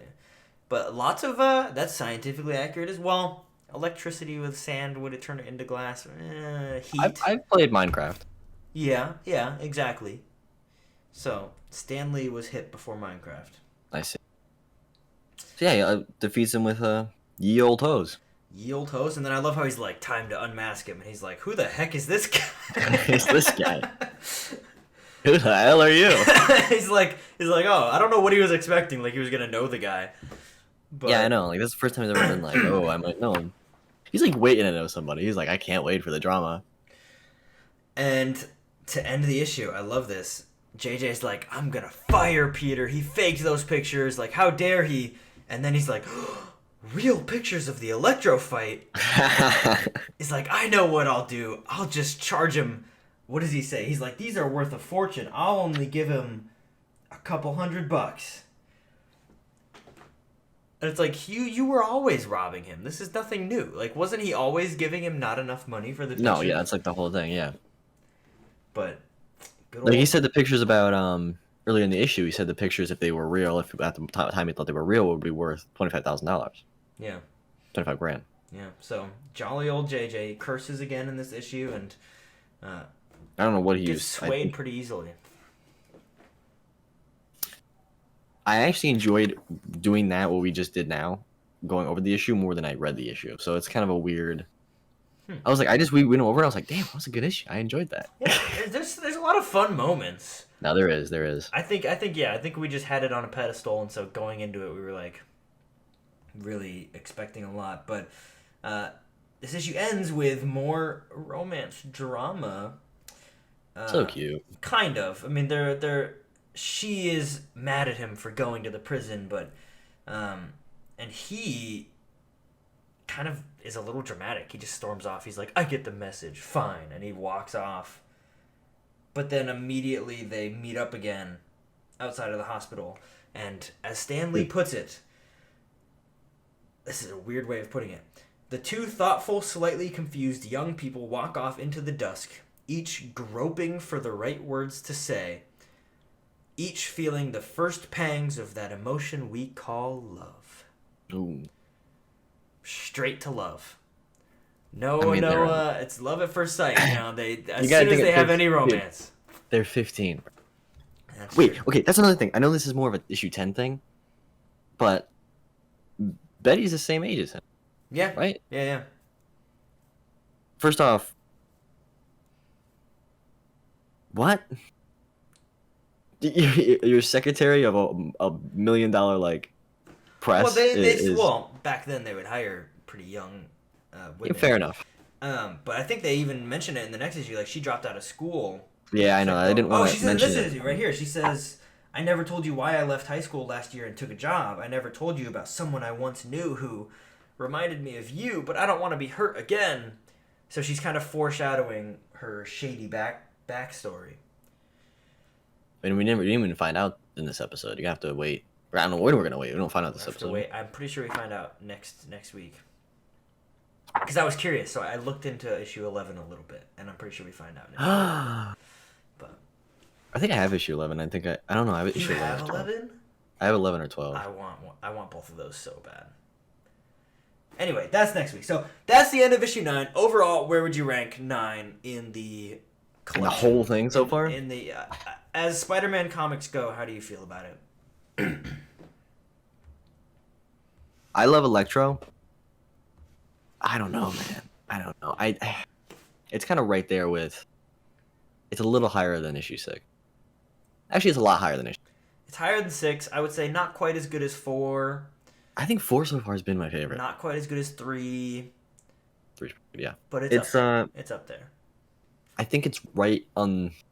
I don't know. It has a little bit more story than issue 2. Mm-hmm. But I also kind of, I don't know. It's right there like with issue 2, issue 4, issue 6. It's in the middle of the package. But for me and you both, the actual issue itself and like our copies of the issue do mean a lot to us. Right, yeah. Like it's obviously, as a collector, I love it. As a reader, it was okay. Now, diving into the last issue for this episode, I'm going to say it. I have never liked issue 10. I've always seen the cover. I don't like the background color. I didn't remember much about the story. I always thought it was boring. I didn't like it. Now, I'm going to say something, hot take. Here we go. Hot take alert. This was my favorite issue from this episode. I don't know. Okay. Which I was not expecting. Like last week I said 6 and 9 were my 2 most anticipated. I really liked issue 10 a lot more than I thought I would. I did a lot because I really love mob like bosses and villains. I just like them. I like, listen, I'm Italian. I like it. I think it's funny. I think it's a great stereotype. I mean, it's cool to dive into a bit of the like organized crime. I like that. I like the boss. What do you want me to do about it? Like I love that. I love that. I love it. Yeah, and I had never really liked the Enforcers, but they're actually a lot of fun. They're so silly. They're Speaking super of which, ridiculous. I got that issue. That's another one I do not have. So you have a lot from. You had what, 3 out of 5? 3 out of 5, and I might have issue 11. 10, yeah. I don't know if I have 11 or 12. I got one of them. Okay. So a little bit of a run. Go ahead and last issue of the episode. Last issue of the episode. Give us the summary. Let's get the summary. First appearance of the Big Man and the Enforcers. As Stanley would put it, merciless foes. Merciless. So, kind of hopping straight into it. Big Man and the Enforcers. Mobs. Pretty much the mob, right? Pretty much. Yeah, pretty much, yeah. Syndicate of crime. Stealing some stuff. Some hijinks. Pretty much what they're setting up to do early in the issue is make Spider-Man look like a fool. They stage something to have Spider-Man come and try to, stop the criminal and pretty much make him look like a fool to not only just people on the ground, citizens, but everyone in crime. So say that if we can do this to Spider-Man, you better fall in line. Yep. That was their whole plan. So it starts with that, and then immediately we get the whole kind of introduction to not only the Big Man, but the 3 Enforcers. We have Ox, who is pretty much the Hulk of the group. We have, what is his name? Something Dan? Fancy Dan? Montana? No, not Montana. The little one. The little one. Where is he? Fancy Dan. Yeah, Fancy Dan. I was right. Fancy Dan. He's a little short guy. He's got a black belt, and you don't want to mess with him.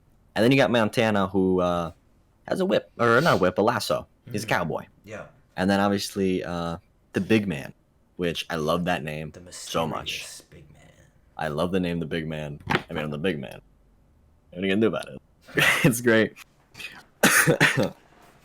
So this whole issue is kind of like a whodunit type of thing, where They're trying to find Jesus. They're trying to find Jesus. They're trying to find Jesus in this episode. So That's quite a Spider-Man comic. These recaps are taking it out of me. They're trying to find out, or Spider-Man really wants to know who the big man is, and so does the rest of the city. So does J. Jonah Jameson. Pretty much, Peter thinks it is J. Jonah. I love that. I do love that. Even for a minute, I was like, wait a minute. I mean, I know it's not him, but like they're really, really like pushing that it's gonna be him. They set it up like they want the readers to think it is him. And when I was a kid, I don't think I fully read this issue, even though I had it. So I didn't know the twist, and I had no clue. I won't ruin the twist. We'll get to it when we get there. But there is a twist of who it is. It isn't J. Jonah Jameson. But like I said, the whole time it is a whodunit. Pretty much, the enforcers and the big man, they have whole crime wave under their fingers, on their fingers. No one wants to talk. The police, the Spider-Man. Spider-Man has to threaten people to get any type of information, and it's a fun issue. It's so a fun fun. issue. I love it because I think the reason I didn't like this issue originally is because when you're a kid, it's a little more boring. Yes, but because there's a bit of action at the end, but like the story, I think it was way more enjoyable as an adult now reading it, because like it's a whodunit. I mean, this big man comes in, becomes the kingpin of crime, and he's like running the city, and there's just this crime wave across, and it's this whole like, who's the big man? Like, is it J. Jonah Jameson? And JJ's like, is it Spider-Man? Like, it's this whole weird trying to figure out who it is, and then of course the twist of who it is. I feel like they set it up really well. But did you have any clue? Were you like, oh, it's definitely that guy? I remembered a little bit. Oh, I didn't remember at all. So I did. I remember when he showed up, I was like, I'm pretty sure it's that guy. But so yeah, kicking right off in the beginning, I love that first scene where they dupe Spider-Man. Basically, it reminds me of that scene in issue 4 when the burglars pranked him. Basically, yeah. It's kind of similar. It's like they just make a fool out of him just to publicly humiliate, which is kind of funny. I could totally see this story adapting really well to the MCU. Yes. Like, I feel like Tom Holland would be able to play that very well. I think they should definitely do something like this in one of the movies. But I really do like that. They're also kind of planning ahead. They're like, all right, listen, we want to take over the crime. We want to take over crime in New York, pretty much. We want to be at the top of the food chain. So let's make sure everybody knows that we can make a fool out of Spider-Man. So you better not mess with us, because we could take out Spider-Man, fool out of him. Yeah, and it establishes you're no match. You're no match. It establishes that like the criminal underbelly of New York is starting to fear Spider-Man a little bit. Yes. So he's kind of getting a bit of a reputation. And that there kind of is a criminal underbelly of New York in this universe, which gets expanded on. Yes. With my guy. Yes, which we'll get to that. Yes, we will. In a few months. But that is my favorite. I'll actually get that immediately because the enforcers come back in that issue. That is true. Oh, I forgot about that big guy. I was thinking about the other big guy. What big guy? Oh, what? Kingpin. Oh no, I'm talking about of Green Goblin. He wanted to be the big man, Green Goblin. That's true. He didn't say I want to be the big man, but he was like he wanted to be the head of the crime. Yeah, I totally forgot about that. But yeah, I don't know. The enforcers are fun. I mean, obviously they're a lot less memorable than some of the other costumed characters. But they're an interesting. I like the kind of gang war violence. I like that a lot too. I think it's fun for Spider-Man. It's a more grounded, like exactly. Yeah. Kind of reminds me of Daredevil a little bit. Yeah, I do. I like it for exactly what you said. It's a little bit more grounded. I don't like the enforcers as much as I like the big man. I can give for me it's give or take with the enforcers. They're his right hand men. You know, they're his henchmen. Yeah, I'd rather than be a little like Goofy. Yeah.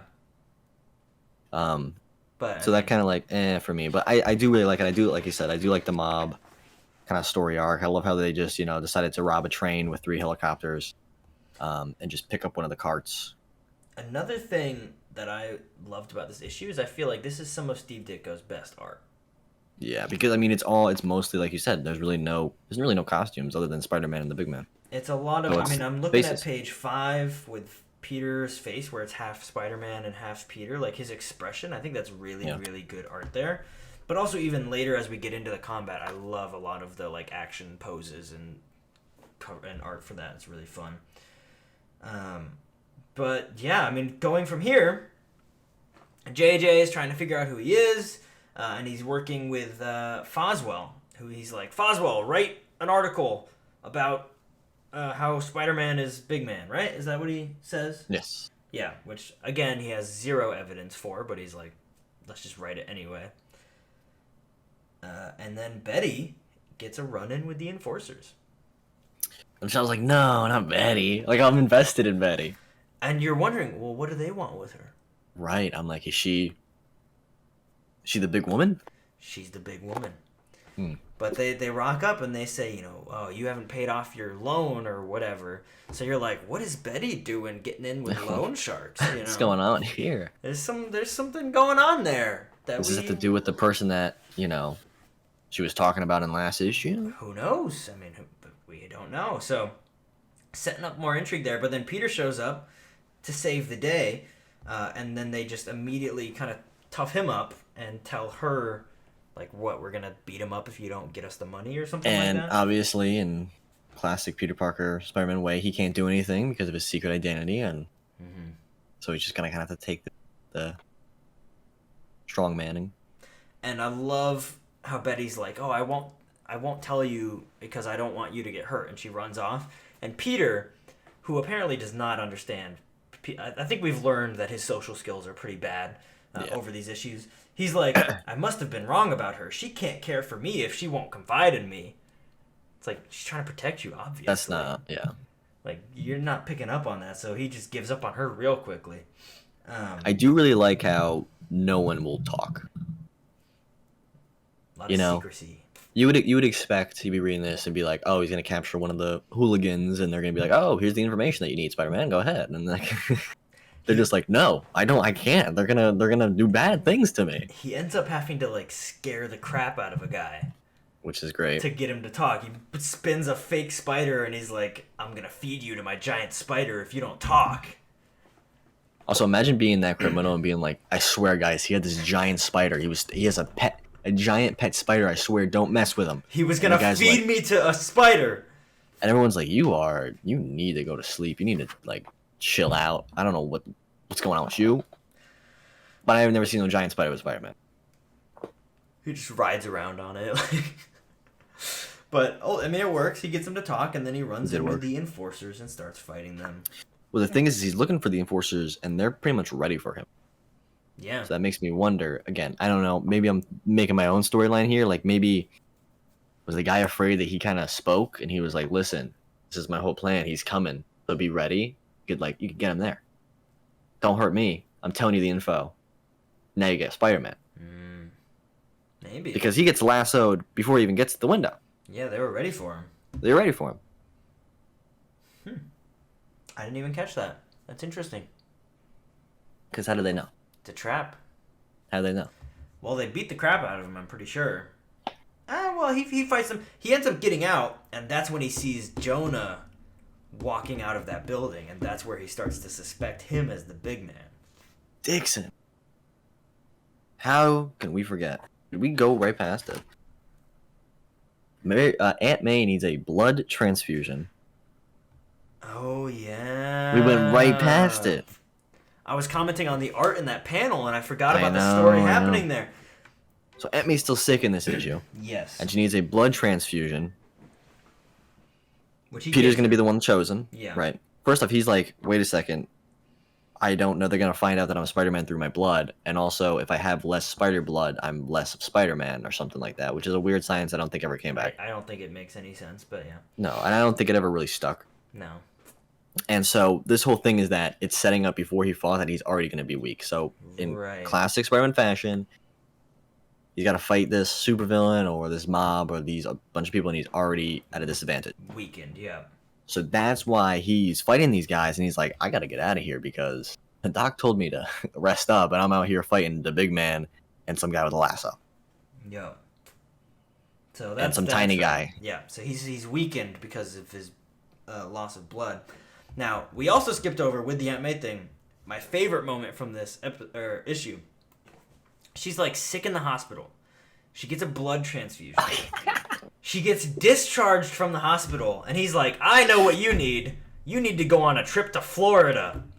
Don't you know this lizard man's out there? Like, this, I don't know how old she is, but like 80, 90-something-year-old woman just got out of the hospital, and it's like, you need to travel. That'll be good for you. You don't need to rest. You need to go to hot-ass Florida, where there's lizard people running around in swamps, and you need to take a break. He's like, yeah, the next door neighbors want you to join them on a trip to Florida. That's just what you need. And I read that and I was like, what? Like, she needs to go home and rest? What are you talking about? Well, I mean, I guess rid of her for the story, I guess. Yeah, I mean, it's whatever, but it's silly. But anyway, so he thinks JJ is the big man. So they start setting that up. And right. Betty leaves town. Yeah, because she doesn't want Peter to get hurt. She doesn't want him to get tangled up in the enforcers and the big man. So she's kind of like, putting him at arm's length. The best thing I could do is get out of here. What's going on there? We don't know. This might be... this isn't good for their relationship. No. Well, it is good. It's bringing them closer in the end. Oh, you're one of those, like, if you cut a rope and then tie it back together, the two ends are closer together. Are you that type of guy? Well, it's, she's keeping him at arm's length, but ultimately they can open up. Around. And their love will... I'm just kidding. We all know their romance doesn't last very long, but... What? Well, I don't know. I actually have no idea how long it lasts, to be honest, so we'll see, I guess. At least until issue 30-something.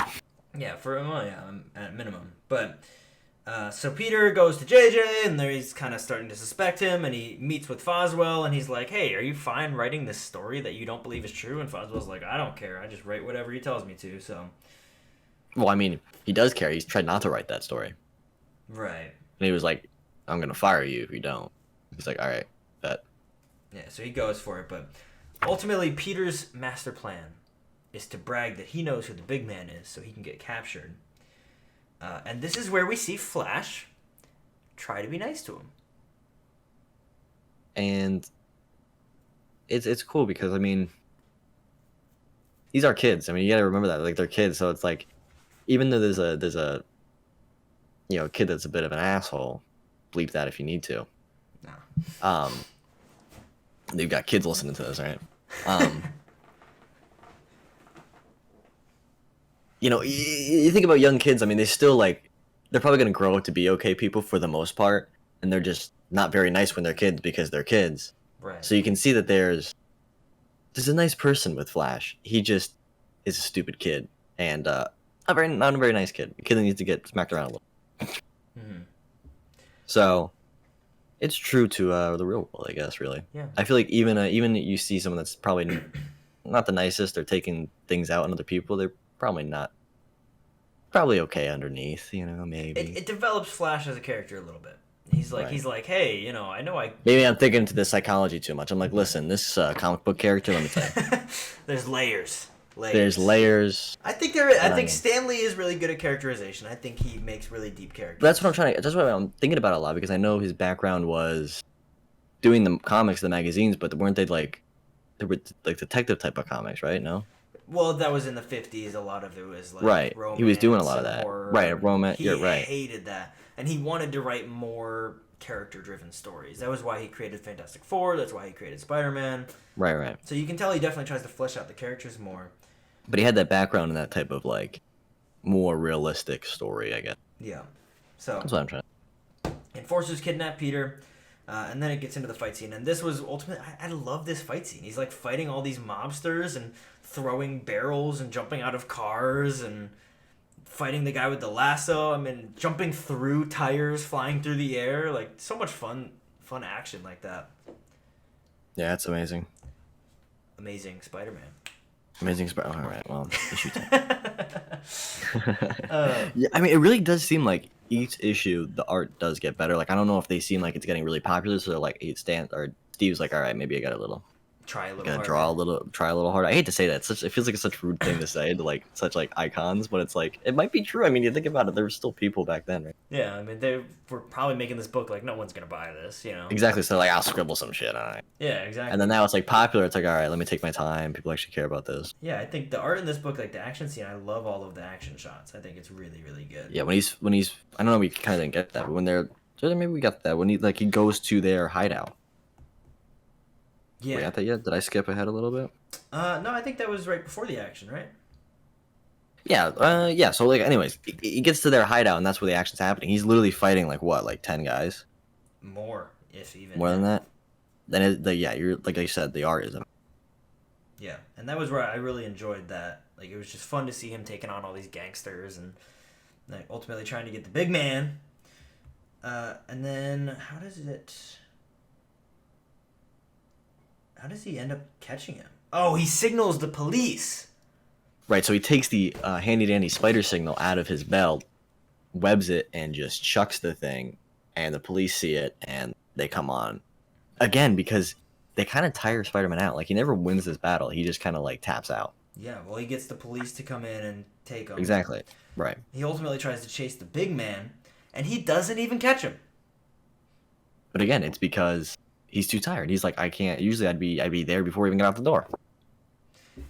And that's where I liked the twist ending, because Big Man got away, and I was like, oh, does he not catch him in this issue? And then you cut to the next page, and the police show up to arrest not J. Jonah Jameson, but Mr. Foswell.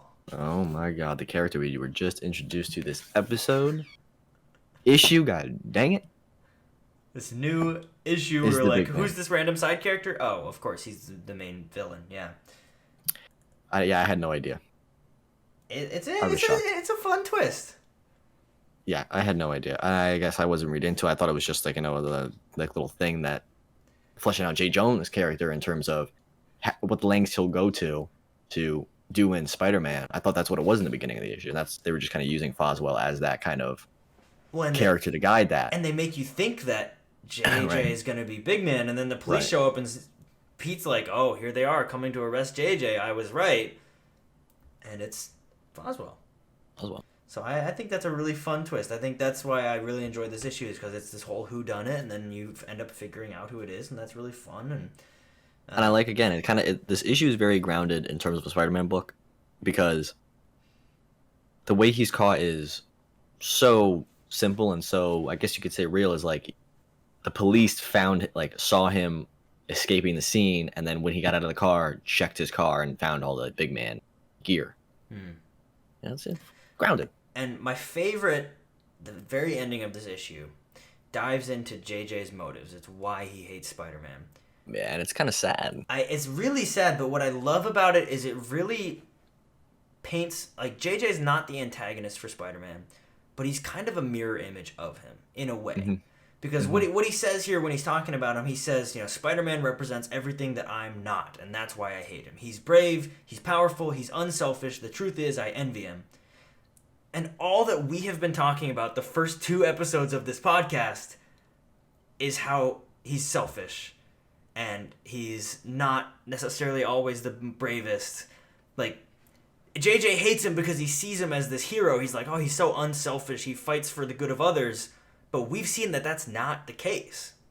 And it's kind of funny because this is so real, because I literally said in the first episode of this, I was like, there'd be times where I would, in my own life, make a mistake, and then I'd go consume some type of Spider-Man, read a book. Then I'd be like, this guy is, I mean, I can't stand up to this guy. He's like so nice. He's so like, I make this mistake. I made this mistake in my life. It's like, yeah, this guy's just such a, great, outstanding citizen.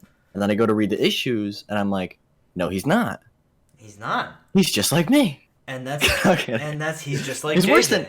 He's worse than me. And then like JJ's having a similar talk with himself where it's like, this guy, but I'm, really I wasn't having that type of talk. character. I wasn't saying I'm a horrible human being and, because I can't be like a better person, I'm gonna do in that better person. Yeah, I think the most interesting character arc that I'm looking forward to seeing over the history of Spider-Man comics is JJ's, because he starts hating Peter because he envies him, or hating Spider-Man because he envies him, and all of this. And over the years, his character undergoes a lot of changes. So I'm really excited to kind of see how his character changes and how the character develops, because JJ is really one of the main characters of the Spider-Man mythos. So I think it's interesting to dive into his motives a little bit, and then it ends on the cliffhanger of Betty being out of town and kind of ending with the mystery of, well, where is she and what's going to happen and what is going on with her. And we will dive into that next week. So thoughts on issue 10. Where do you rank it? In the whole thing, I would say towards the top. It was my favorite this week. Hands down. I don't think any of this issues broke 4 or 3. Like, I think those are still better. Even like 2, I really enjoy 2. Obviously, I don't even think you could put AF-15 in that conversation because it can't even be beaten. But I did really enjoy it, and these 4 issues really were less action. Even though there was a lot of action, I wasn't as interested in the action as I was. There was a lot of story. Right, and I was more interested in the people than I was in the action of Spider-Man. Yep, they're starting to flesh out the side characters, flesh out like the story driving them. I think Stan Lee, you can tell he's starting to experiment with like different types of stories. I mean, he did the whole whodunit, and he did all of that. But all in all, I think a great 5 issues. I do too, a little bit. I mean, again, I read them one sitting, so who knows? That could swayed my opinion of them. But I don't know. It's not gonna hold a candle to the 5. Yeah. It's not even gonna come close. Yeah. First and 5 I don't think it. And the next 5 I'm talking about. Oh, the next 5. We got some good ones coming next week. And I don't think it. I also don't think it holds a candle to the first 5 either. I don't think there's even a competition. So go ahead. I honestly think it's. I don't think 15 to 20. I think 15 to 20 is gonna be better than these 5. And I think so on and so forth. I think as we go on, these 5 issues, this episode 2 of Webheads Comic Book Club, as we look back, it's going to be a weaker spot. Yeah. Comparatively. Yeah, I agree. Like, they're good, but we are about to hit some straight bangers coming up in the series. Yes. So before we dive into because I want to do the same thing we did last episode with which issue you're looking forward to the most, which I already know your answer, but we're going to dive into that. I said number 10 was my favorite. Which issue was your favorite this week? Maybe 6. I really, and I'm not like this, and this is kind of like, snobby. I think the Enforcers are just really goofy. And they're like too goofy. I love goofiness. I love it. I really do. Yeah. I think they're too goofy. Yeah, it's the guy with the lasso. It's the guy with the lasso. The lizard man is much more serious. But the guy with the lasso? Like, what are you doing? It's cool. You're right. I don't. It's just goofy. I don't know. Maybe prior to this week, I would have agreed with you, but I really enjoyed that issue, so I was very surprised. No, I enjoyed it too. Everything. If the guy with if Montana was out of the issue, I'd enjoy it. Not the short guy with the black belt. That's realistic. Shout out to my short kings out there. It's a little goofy. That's a little goofy. Can I actually read a Spider's Web? Yes. It's the one I was talking about. Oh, okay. Is it in issue 10? Yes, it is on issue 10. Okay. So this is a Spider's Web. If anybody doesn't know, at the end of every issue, pretty much fans would send in letters to pretty much bring straight to Stan Lee, and he would answer them in this segment. It's about a page, 2 pages. It was 1 page front and back. So here's one that really stood out to me when I was actually reading the issue. Dear Stan and Steve, one thing I really like about Steve's art is he really gives fans, the beady-eyed little rascals, something to gawk at. What with Liz and Betty, caravanting around in every issue. Aunt May is all right too. That's a bit. If you're about 80, and like that type, unfortunately, I'm 21. Got something to say to Stan, namely about the Avengers. By George, it is pretty ridiculous. Like, I'm not getting into the Avengers. Anyways, I wanted to read that first part. Stan's response is absolutely amazing. By the way, this is John F. Lebar, 305 number Jordan Street, Allentown, Pennsylvania. Allentown, Pennsylvania. I'm familiar with that area. You gonna dox yourself too? With George? I'm not living there, but no. I've been there. Stan says, look who's criticizing. A guy who doesn't even like Aunt May's type. Just wait till you're 80, Johnny boy. Well, and I love how this guy who's writing in is like, oh, I like all the eye candy except for Aunt May. It's like, I don't think she's there for eye candy, but I guess this is the 60s, so not surprising that some guy is thinking that all the female characters are just there for eye candy. But that's what I love about Stan Lee is he's like, screw you, I'm writing a good character. They're not just there to be... It was just more the guy is just like... He's goofy. Why isn't Aunt May hot? Well, now he's happy with the MCU, I'm sure.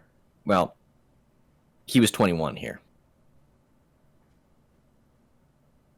Yeah, he's pretty old now, huh? Now he he's thinks in Aunt it. May is a fox. Now he's reading these issues and he's like, God damn. Oh man. So, next episode on Webheads, we will be diving into issues 11 through 15. Straight heavy hitters. Every single one of them. Which one are you looking forward to the most? Number 14, as we know, I like Green Goblin just as much as I like Spider-Man, and I say that with my chest. They are tied for me in terms of character. That's bold. I say it with my chest. I am gonna have a different answer. Okay, say 13. Go ahead. I was thinking 13 because Mysterio is really cool. Okay, say 11. I'm going to put kind of 11 and 12 in one category because it's a two-part story. I'm excited to see the return of Dr. Octopus. I'm actually excited for 15 as well. 15 is probably the one I'm least excited for, which maybe, who knows, we'll come next week and I'll say that was my favorite one. I don't even know. Can I say a hot take? Sure. I'm the least excited for 13. We'll see how it holds up. We'll see it how might you because, feel next it week. might, it might be because I have a vivid memory of like every panel from it. Maybe. I don't remember. So I honestly don't remember any of these except for 14. So I'm going in kind of blind here because now we're getting to the point where there's going to be some comics that I have not read. So I'm looking forward to it. I think that happens in the next, when we get to like 16 to 20.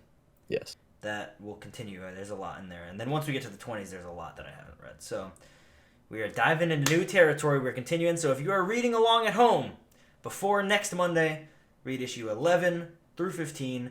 And you can find us right back in all of the same places. Apple Podcasts, Google Podcasts, Spotify, YouTube. Every single Monday at 6 o'clock. New episodes. Anything you want to say before we close this one out? I think this one went pretty well. I think this one went better than the first one. We're learning. We're getting better. We still are. Listen, I still don't know half the words I speak out of my mouth, okay? Listen, it is what it is, but... It is what it is. You just come along for the ride. But I'm going to plug our socials. Got them right below on the video. If you're listening on podcast format, you can find me at YouTube, DA Comics. I'm on TikTok now. I made a TikTok. I caved. We both made TikToks. I am at DA_Comics. You can find him on TikTok at It's JP Creations, as well as JP Creations on YouTube. Follow me on Twitter at RealDATweets. JP is on Instagram at j.p.creations. So go and follow us there. We will see you guys there. In the meantime... you better do your reading. You better do your reading, and you better Don't be like me. Don't put it off till the last minute.